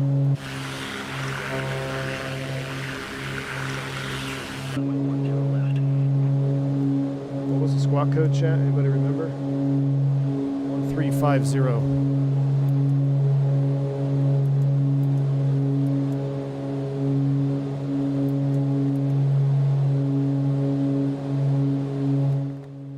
Headset, please. Left turn. All right. Oakland Center, flight 202, passing 1,500 for 5,000. Flight 202, Oakland Center, radar contact, climb maintain 5,500 feet, altimeter tree 009er. Climb and maintain 5,500, altimeter 3009, and flight 202.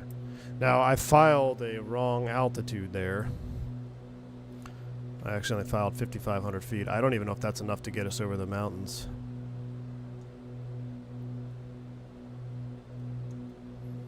Alright, we can, are we getting nav 2? We are not yet. So, the outbound from Ukiah was what? It's behind us, I know that, but he should give us a vector, allegedly. Allegedly, it's supposed to be 024. And flight 202, request direct Red Bluff. Flight 202, Red Bluff is your current waypoint. Continue direct Red Bluff. Continue direct Red Bluff, flight 202. Alright, so we're basically going to follow this outbound. That's going to take us to Red Bluff. Out of 3 for 5.5. 202, Oakland Center. Distance to Red Bluff is 82.9 miles, heading 359 degrees. Wait, it's 359? That doesn't seem right. Okay, cool. Thanks for the info. Alright. 35 should be 24.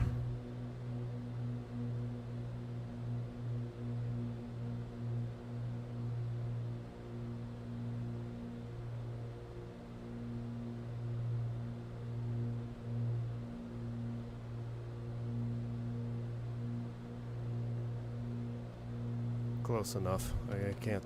My friggin' Bravo props are walking on me. Okay, everything else looks good. Oh, forgot the strobe light. What is that radial? Why doesn't it tell you the radial? It drives me nuts. 201 degrees? That's not right.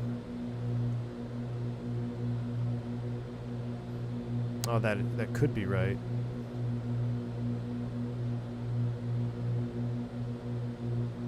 behind us.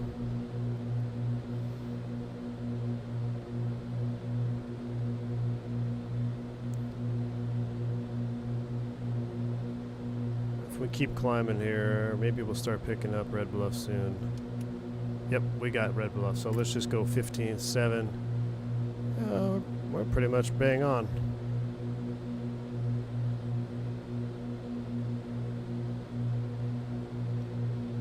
Low IF harness as min as 5,000. We're gonna be pretty low. Oakland Center M-Flight 202, request altitude 7,000. M-Flight 202, I didn't get that altitude. I wasn't sure. Altitude. Request climb to 7,000 M-Flight 202.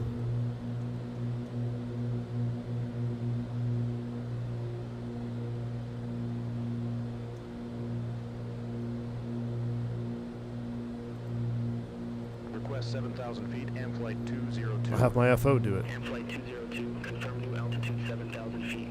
Yes. Affirmative, M-Flight 202. We're climbing to 7, M-Flight 202, with or without you. Roger. Climb maintain 7,000 feet. Thank you. Ain't nobody got time to sit down here at 5.5. Up we go.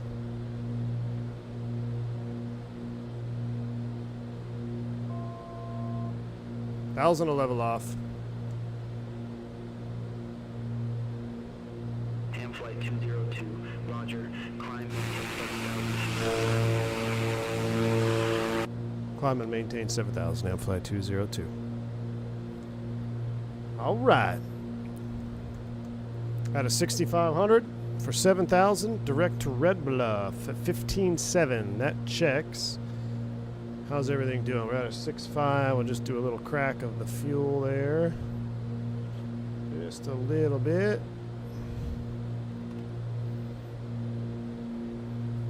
We're doing Friday power. Let's run at 35 inches. Friday power today, 35.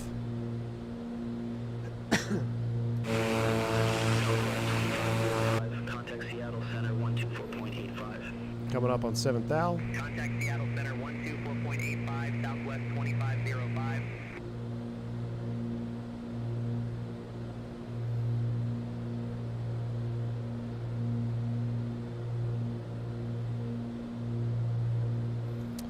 Update the altimeter there real quick. Pretty much trimmed out. Let's go heading out, engage. We'll nav it. She'll do a little wind correction for us here. 7,000, we're cruising. So let's go ahead and bring props. Well, we would do mixture first, which is just gonna go, we're only 18 minutes. We're just gonna go a little bit more.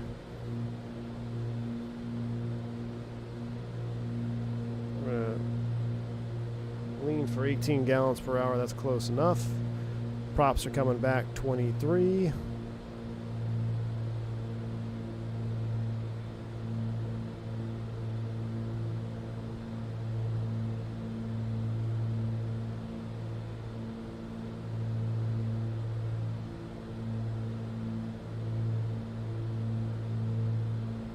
And prop sync is engaged. Landing lights, taxi lights, cow flaps closed. We're almost there. Our day is almost done, guys. Our day is almost done. We're so spoiled for choice, my wallet is going to hate me. It's F for off Friday, exactly. The default Baron is one of my favorite planes to fly, so not buying this would be criminal. Sure one. Oh, for sure, man. If you fly the default Baron, dude, this is going to blow your mind. Absolutely. Thing of beauty. I don't know what I like better. I don't know what I like better, guys. The Baron or the Bonanza.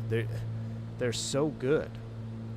I guess it just comes down to, do you want to fly a single engine or a twin engine that day? I can't tell you which one's more fun to fly. And they all fly just a little bit different. Like, especially since we did the Bonanza yesterday. We did the turbocharged yesterday. We flew the turbine the day before, so definitely have differences, obviously, from the turbine and the two.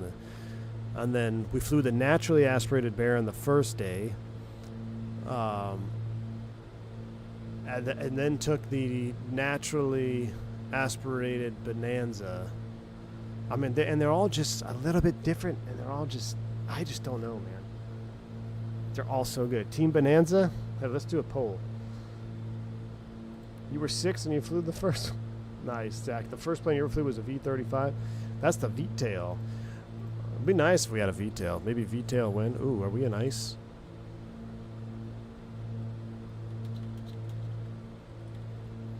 And then I'm going to let you guys in on a secret. Bonanza.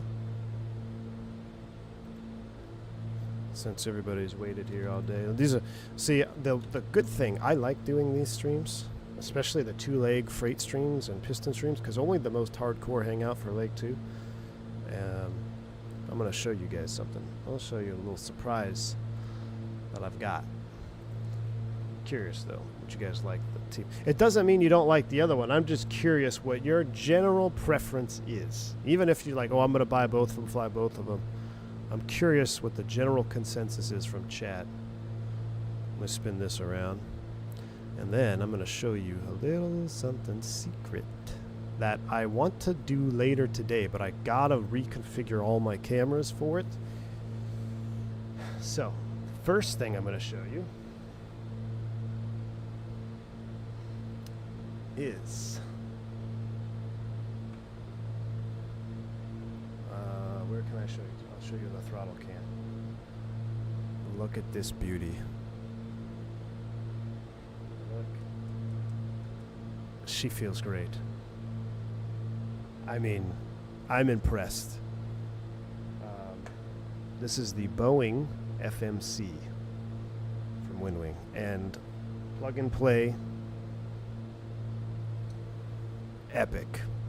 I mean, I was setting up the iFly Max since we don't have the PMDG. I was setting up the iFly Max. We're getting bumped around here. We might have to pull our Friday power back soon. But it's really cool, chat. I'm going to set up cameras, dedicated camera for it. Do I have the Airbus one? No, I don't have the Airbus one. I have the. I specifically bought the Boeing one. Who dropped that 20 gifted sub? Pete Ski dropping 20 gifted memberships. Thank you so much, my friend. I appreciate you. Very, very kind for the 20 gifted sub bomb, my man. Wow, this is, look, it looks like we're at a bank angle here, but we're not. Death Spiral 101 right here. See how the shadow is on the clouds? That's why you always trust your instruments. It looks like we're in a turn, but we're not. You just got to maintain, fly an IMC. I wonder why Boeing FMC? Thank you, Captain Sid. Appreciate you. Now, that's not the one I'm most excited about, although it's absolutely epic. Oh, wow, we're breaking out over here. Hold on, I got a text message. Hold on. Oh, November. I don't want to do November pairings. I'm trying to see if my truck is ready yet. I haven't got a call yet.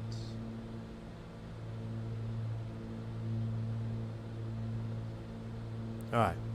Now, the one I'm most excited about as we look at this beautiful wing view. Skywest 5556, Oakland Center. How do runway 28 right. How do I show this to you? I'm going to change the camera around on purpose. Runway 28 right, Skywest 5556. Nope, that doesn't. You're not going to see that one. What do you guys see sitting on top of my Bravo throttle up there? Can you see it? On top of the Bravo? It's not my mini FCU, chat. That is a little panel for an airplane that is very uncomfortable.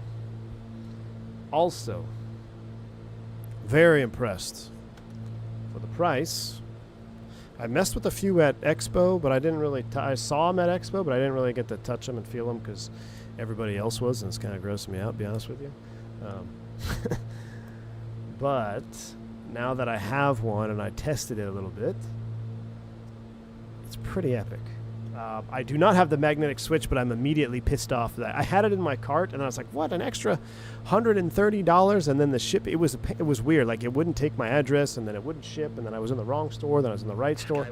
So I didn't order the mag switch, but I need to.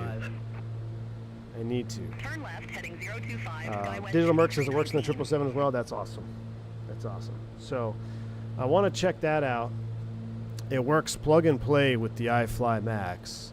And I downloaded a pretty juicy US Airways 737 video. The US Airways 737 livery on the Max. We're getting bumped. Pretty good here. Airport, landing runway 28 right, altimeter tree 011. Hold on, I gotta check this email out here real quick. Descend via Bodega for arrival. San Francisco Airport landing runway 28 right, altimeter 3011, SkyWest 5556.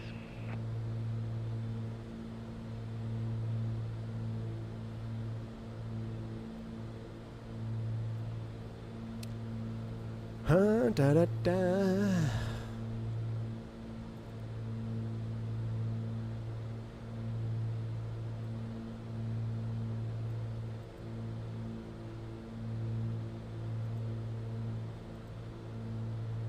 But yes, chat. Anyway, US Air Cactus Supremacy. Yeah, on the Max, it actually doesn't look that bad, to be honest with you.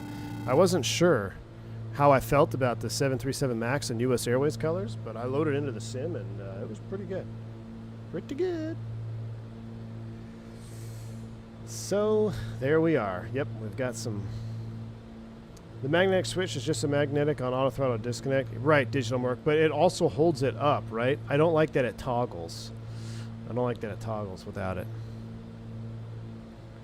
The only thing bad, buttons on the FMC for the NG, so the buttons are different from the Max. The only thing bad is the buttons on the FMC is for the NG. The buttons are different on the... Are they really? Boeing actually changed the FMC faceplate on the Max versus the NG? That's bizarre. 5319, climb, maintain flight level 350, vectors for San Francisco. You don't have the mag switch, doesn't bother you, AJ? I'll have to check. I mean, I'm gonna obviously. I don't think. So what I did is I got rid of the AT switch to get the FMC because it was like, okay, do I buy the mag switch and no FMC? And I was like, no, I'm gonna just get the FMC and not the mag switch. We got to keep an eye on if we're getting ice up in here. We're right at the limit, 10C.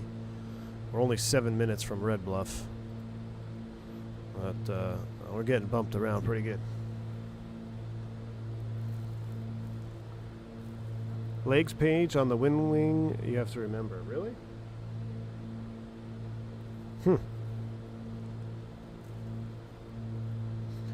Well, hopefully the NGs will release sooner than later. All right. Wow. I'm surprised the poll is that tight. 53 to 47. Very interesting.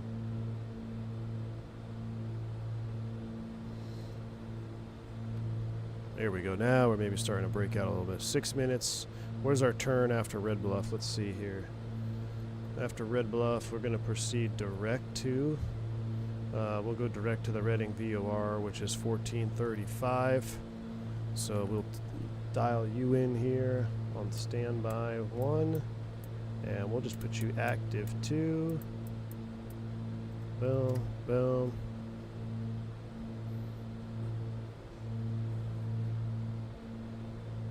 $14.35. Double check this. Yes, all right. We're cruising. Oh, yeah. NGs are built from the ground up for the 16th time. Oh, no. But Airbus did not switch. Don't is right on a win. But Airbus did not switch. Don't is right on a win. I don't know. Well, I mean, so that you're telling me there's no legs page on the Max? Runway 28 right.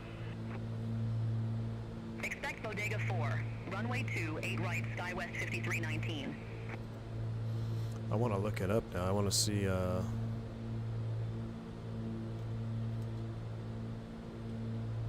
Let's see what it looks like.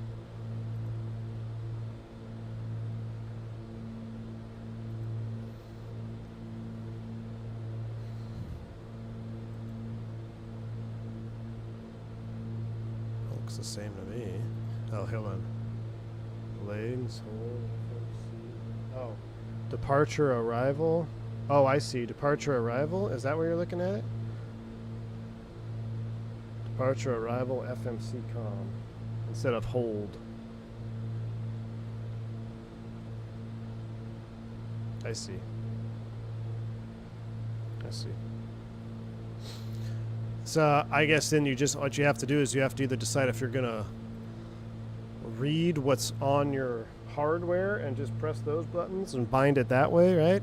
Configure it that way. Can you configure it that way? Pack Valley 8658. They Contact switched Oakland two Center buttons for no reason. 134.15.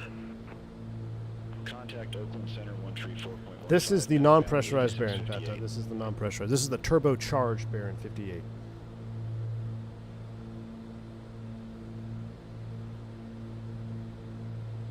Any plans for an F406? You know what, Billy B16 AJ was just asking about it. I really want to. I haven't flown that airplane in a while. I want to see how if it's. I know it received a few little updates. So I'd be curious. I'd be curious to see how it's flying now. I really want someone to do an Ameriflight livery for it. No one is. Oh, we're over the top of the VOR. Heading mode.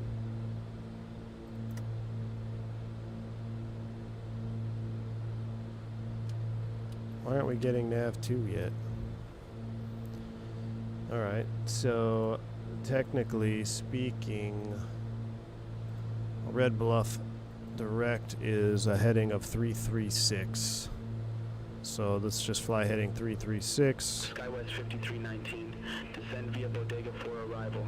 San Francisco landing runway 28 right. Altimeter 3011. Hopefully we'll get this soon here. San Francisco landing runway 28 right, altimeter 3011, SkyWest 5319. You got to stream the heck out of the C-130 for DCS when it drops. 5319. Clear direct Merlot. Cross Merlot. I got to get Flight DCS level running. 290. Pursue navigation. Good morning from New Zealand, Henry. Good to see you, my man. We'll head direct Merlot, cross Merlot above flight level 290, then resumo navigation, SkyWest Crossing 5319. Merlot. Thanks. You're welcome.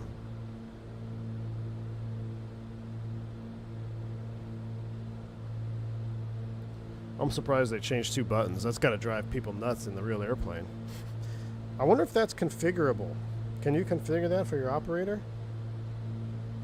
Like, I wonder, I mean, imagine flying NG and then you have 2 buttons. That'd be annoying. All right, 1435 is the alleged VOR frequency, but it's a low service volume, so maybe we got to get inside of how many miles? I'm going the right direction. IFR. Well, let's plan for the approach to get us down into Reading. Info, weather, calm winds, overcast, runways, all nil. Oakland Center, Boxer 1948. Boxer. It's a freight dog. Boxer 1948, Oakland Center. I'd like to land 3-4, just go straight north. What approaches do we have for 3-4? ILS 3-4 would be nice. Off the 1087 Loke. It's going to be so nice doing straight in ILS instead of a full procedure Loke circle or Loke DME. How many miles from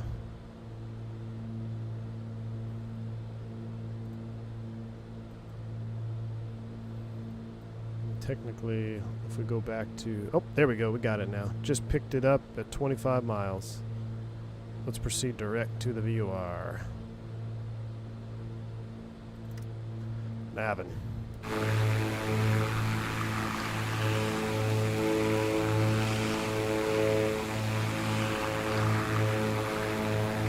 Henry, you know what? I almost did New Zealand. We could do New Zealand in the MAX. Doesn't the MAX have an Air New Zealand livery? What if we did that super scenic approach into New Zealand? We haven't done that in a while. With our new FCU. I was either going to do US Airways MAX or Aero Mexico MAX. Do Costa Rica. Cancun, Costa Rica.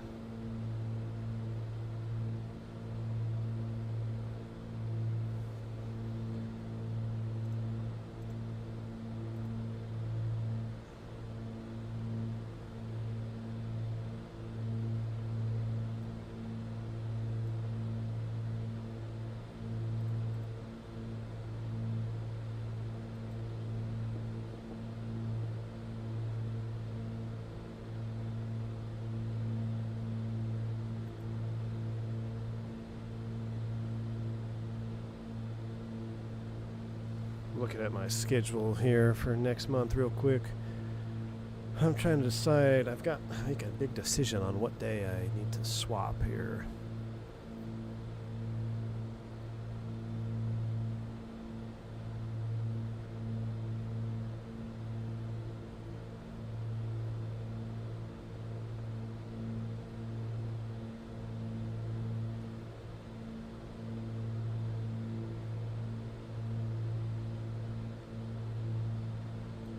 Flight 202, Oakland Center. Expect radar vectors. RNAV runway 16. I want to land 3-4. Can we get a different runway, please? Flight 202. Flight 202, roger, say runway. It won't let me select 3-4. Cancel runway change request, Flight 202. Flight 202, roger, runway change request canceled. How many miles out are we? We're only 4 minutes out. Let's go ahead and we're Friday powering it, so come back. 33. Chrono on. We're going to just descend down and cancel IFR right now. Well, no, Turks, it's complicated. I got reserve next month. And so I can't... I don't know, man. It's complicated. But no, I'm not... I don't want to work. That's the thing. I don't want to commute out to reserve, but I have to decide like when I want my 2 weeks. I was going to put my 2 weeks in today, but then I don't know if I want to go a week being unemployed. But if I did that, then I wouldn't have to commute it out for a second block of reserve days. It's complicated. I can only drop one of them, so it's either, I don't know. It's complicated. If I put in my 2 weeks notice today and just pray nothing happens the 7 days before my start date, then I wouldn't have to do any commuting. I wouldn't have to commute to a single stretch. But it's actually, I think it's 12 days.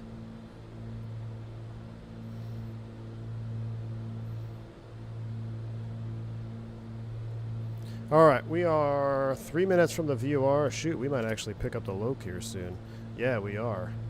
1087, 1087. It's the inbound course is 346. Let's go to heading mode.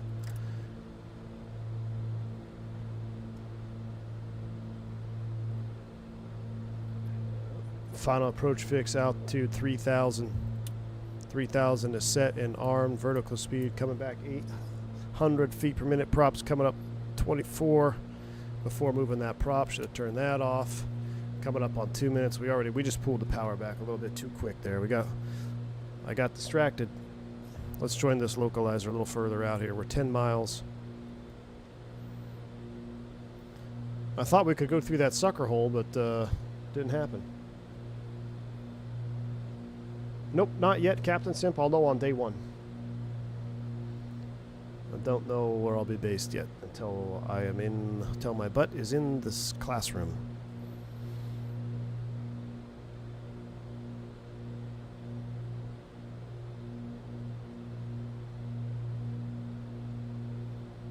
Can you cancel IFR while you're IMC? No.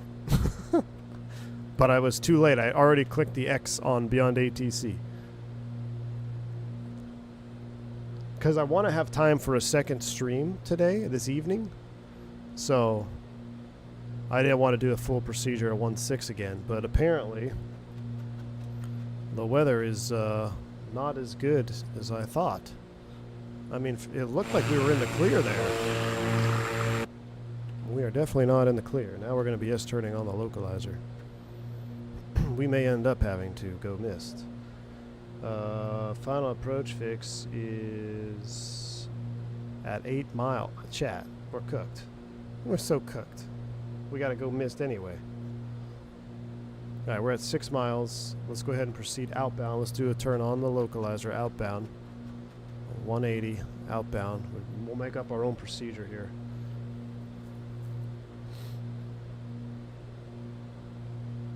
It does, Jordan. Somewhere in the Northeast that covers 3 different airports. So don't put that evil on me, Ricky Bobby. Don't put that evil on me.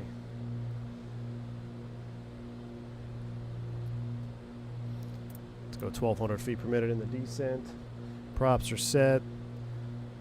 Final approach fix altitude was 2,700. We're inside of that, so we'll set 2,700 feet per minute. We're going to kind of do our own procedure here. There we go. Now we can see. Oh, that is so real life, dude. The colors right now, this is what it looks like flying out. Like the color of the dirt and the green. I mean, this is 100% real life. 100% real life, Chad. Look at this overcast. It's beautiful. This is a fall overcast in Northern California. Get Q8 pilot on the horn. Alright, so now we're going to proceed outbound or visual. We need to go at least past 8 miles, so we go out another mile here. 1,000 to level off, that checks. I'll turn flight recorder on for this one. We can watch the landing. I could have recorded the other one too. I don't know why I didn't. Totally forgot.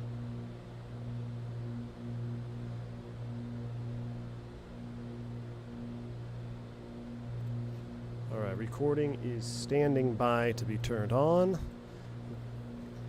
Coming through 3,100 feet. There's 8 miles. Let's come back 22 inches. I almost feel like my throttles are split a little bit.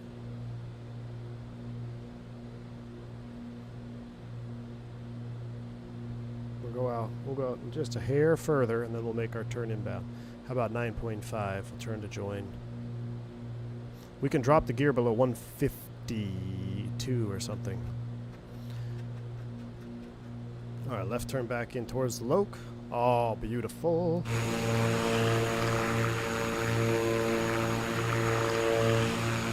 That is awesome. That is beautiful.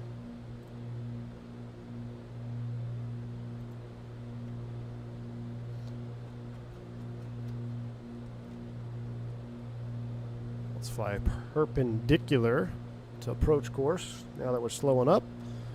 If I can spot the airport, we can just go visually. I think it's over here. I think it's right there.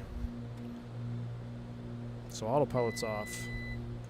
I have control. We are VFR. Recording is on. Lights are coming on. This is a VFR approach. Props will stay set. Mixtures are come up a little bit. Flight director can go away. Where's that runway at? It should be. Oh, it's actually up there a ways. We got a little ways to go. We're good. Yeah, we got 10 miles. We got plenty of time. We'll level at 2,500 feet. Update the altimeter. Beautiful. Keep power set as is. I see the runway. Right off the nose in the beautiful overcast.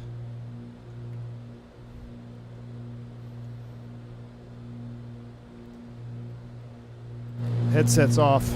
Immersion. Hi from Germany. Love the streams. What's going on, man?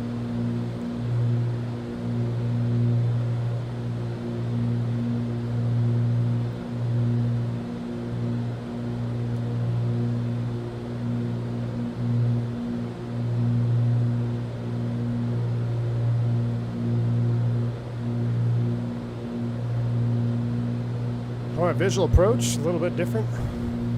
Just gonna keep the props where they're at, keep the mixtures where they're at.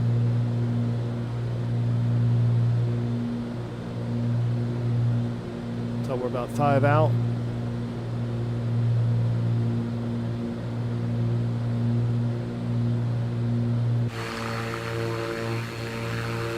What would you buy, the PC-12 or F406? F406 for sure, man. PC-12 is dead to me. Most regretted purchase of all time is the SWS PC-12.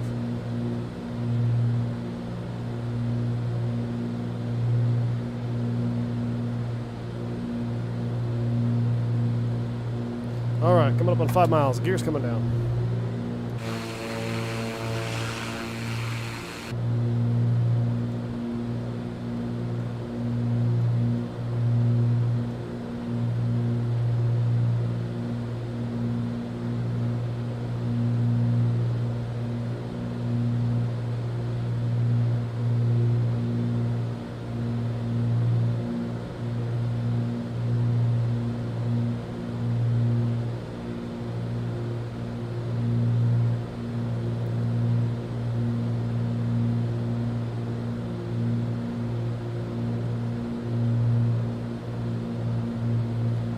20, flaps approach.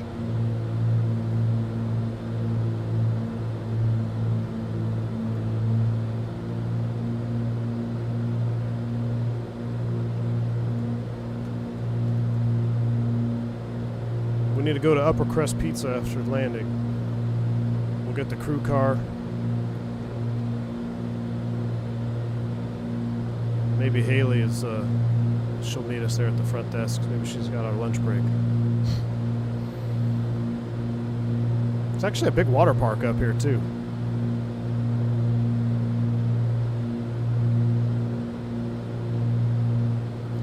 All right.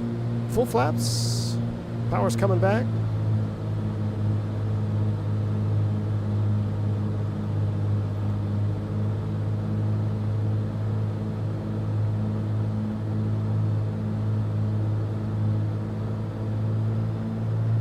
Knots, looking good.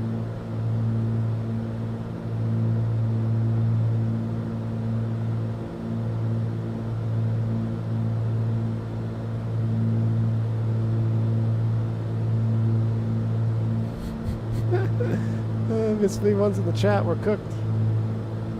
We're cooked. Miss V1's here. Almost stalled it trying to read to see if she was going to respond. Power's coming back. We got to float it out. We got to float it out. We got to go to the end. We got to go to the end anyway. Float it. Oh, that was a kisser. Full forward on the props. Full forward on the mixers. Let it roll because we parked down here at the end.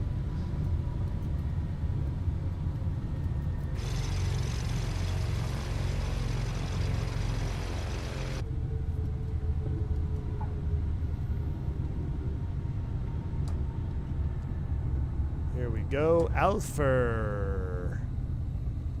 Coming up on Alpha. Low voltage light pops on. That's so awesome. All right, bring those mixtures back a tad.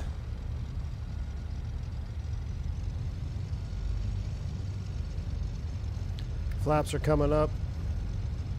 Transponder, standby, make the left turn. We didn't use any of that stuff. Strobe lights, landing lights coming off. Taxi light can stay on.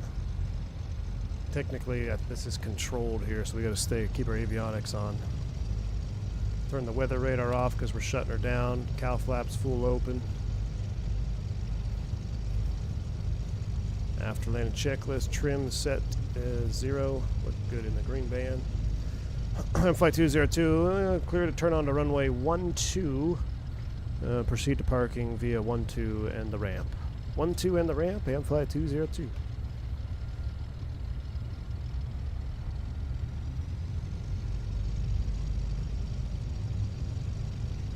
There's a taxi light right on the center line there.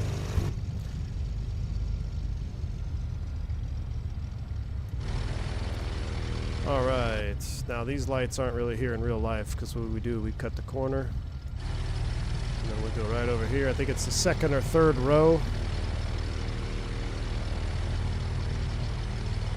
And I always parked out here at the end. And there was a Cessna 402. Jason, he'd fly it out here a lot. We hung out some, go fishing. No idea where he's flying now. I think he's flying corporate jets. Erp. All right. Brakes are set. Ooh, almost pulled the gear lever. Avionics is coming off. Alternators are coming off. 1,000 RPM. Kill it. We can close the cow flaps. Trims are all set. Radios can go off if you wanted to. We wouldn't actually shut those off, but that's off. Magnetos. Put the control lock in. Fuel selectors off. Close the window. Battery switch. Let's go.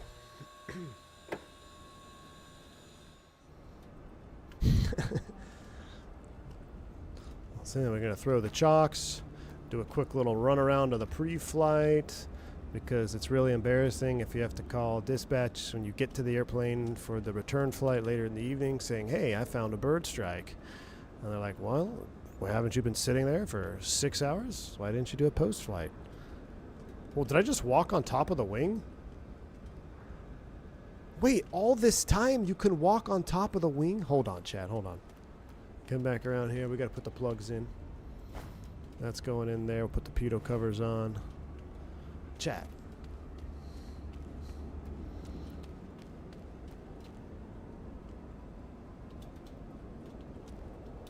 I can't walk up this wing.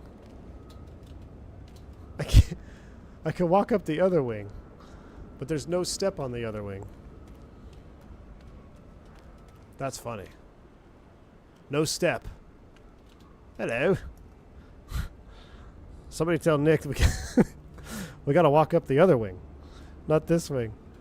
Although this is the wing that I would get in on because this is where the. Can I get on top of the airplane? Oh, hey. All right, we're gonna take a screenshot.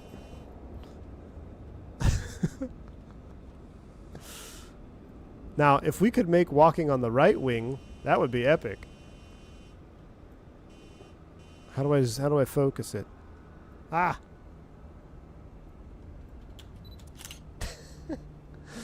There we go. AJ called it. Thanks for the $3 super chat, man. Oh, I saw the recording going too. We'll stop that. Man. See, yeah, see right here. This is how you get in right here. That's funny. That is too funny. Next nerd level unlocked. Yeah, I dropped down onto the right wing. Closed the door. All right. Let's go get the keys. Parked over right here. This little beat up like Nissan Altima or something. It's so beat up, man. Then you go to the crew hotel, or not even the hotel. It's just the crew quarters apartment. Let's see. Landing rate first and foremost is, let's see, 62 feet per minute. I'll take it. Yeah, we did a little messed up S-turn there, but we had a beautiful approach. 62 feet per minute. Absolutely greaser. Let's pull the covers off, and I want to see the replay real quick. So I'll just go to this thing here, and I'm pretty sure this would screw the. It's gonna screw up the state saving. I'm gonna put the mixtures up. Let's just see what happens if we leave everything off and go into replay mode. All right, that works. That does work. It did work. Oh, the fuel selectors. Oh, magnetos? Ooh. That sounded like engine damage.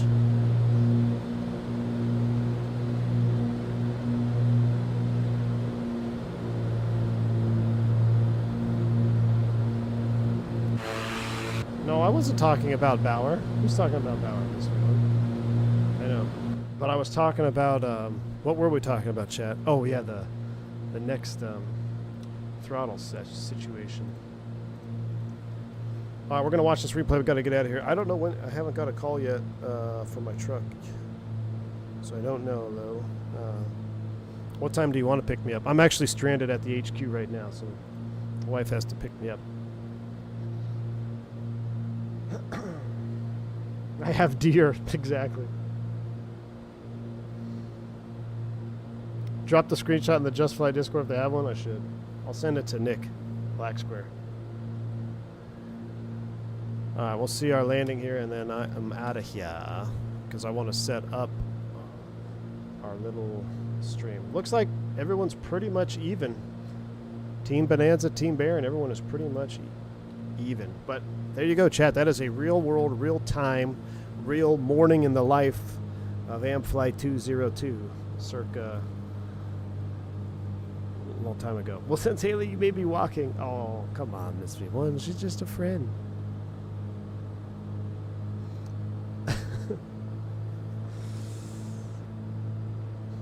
Yeah, I'm walking home. It'd be a long walk, man.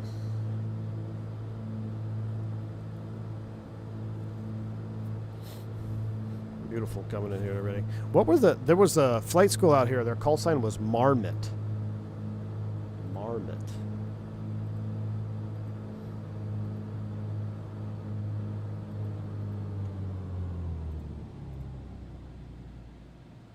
Hold it off.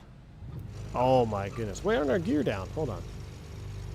Oh, maybe we don't have power to, I gotta turn the battery switch on. I bet you that's what I gotta do.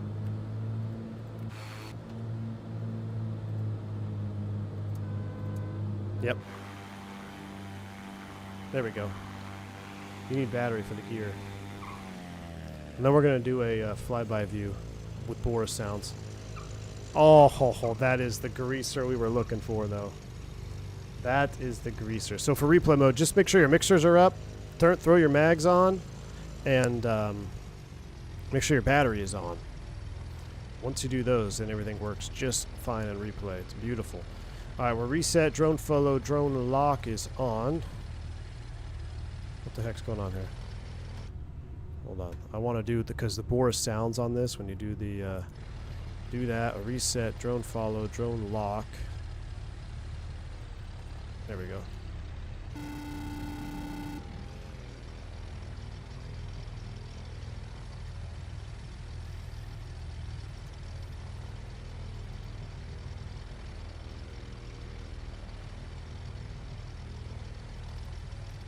Perfect.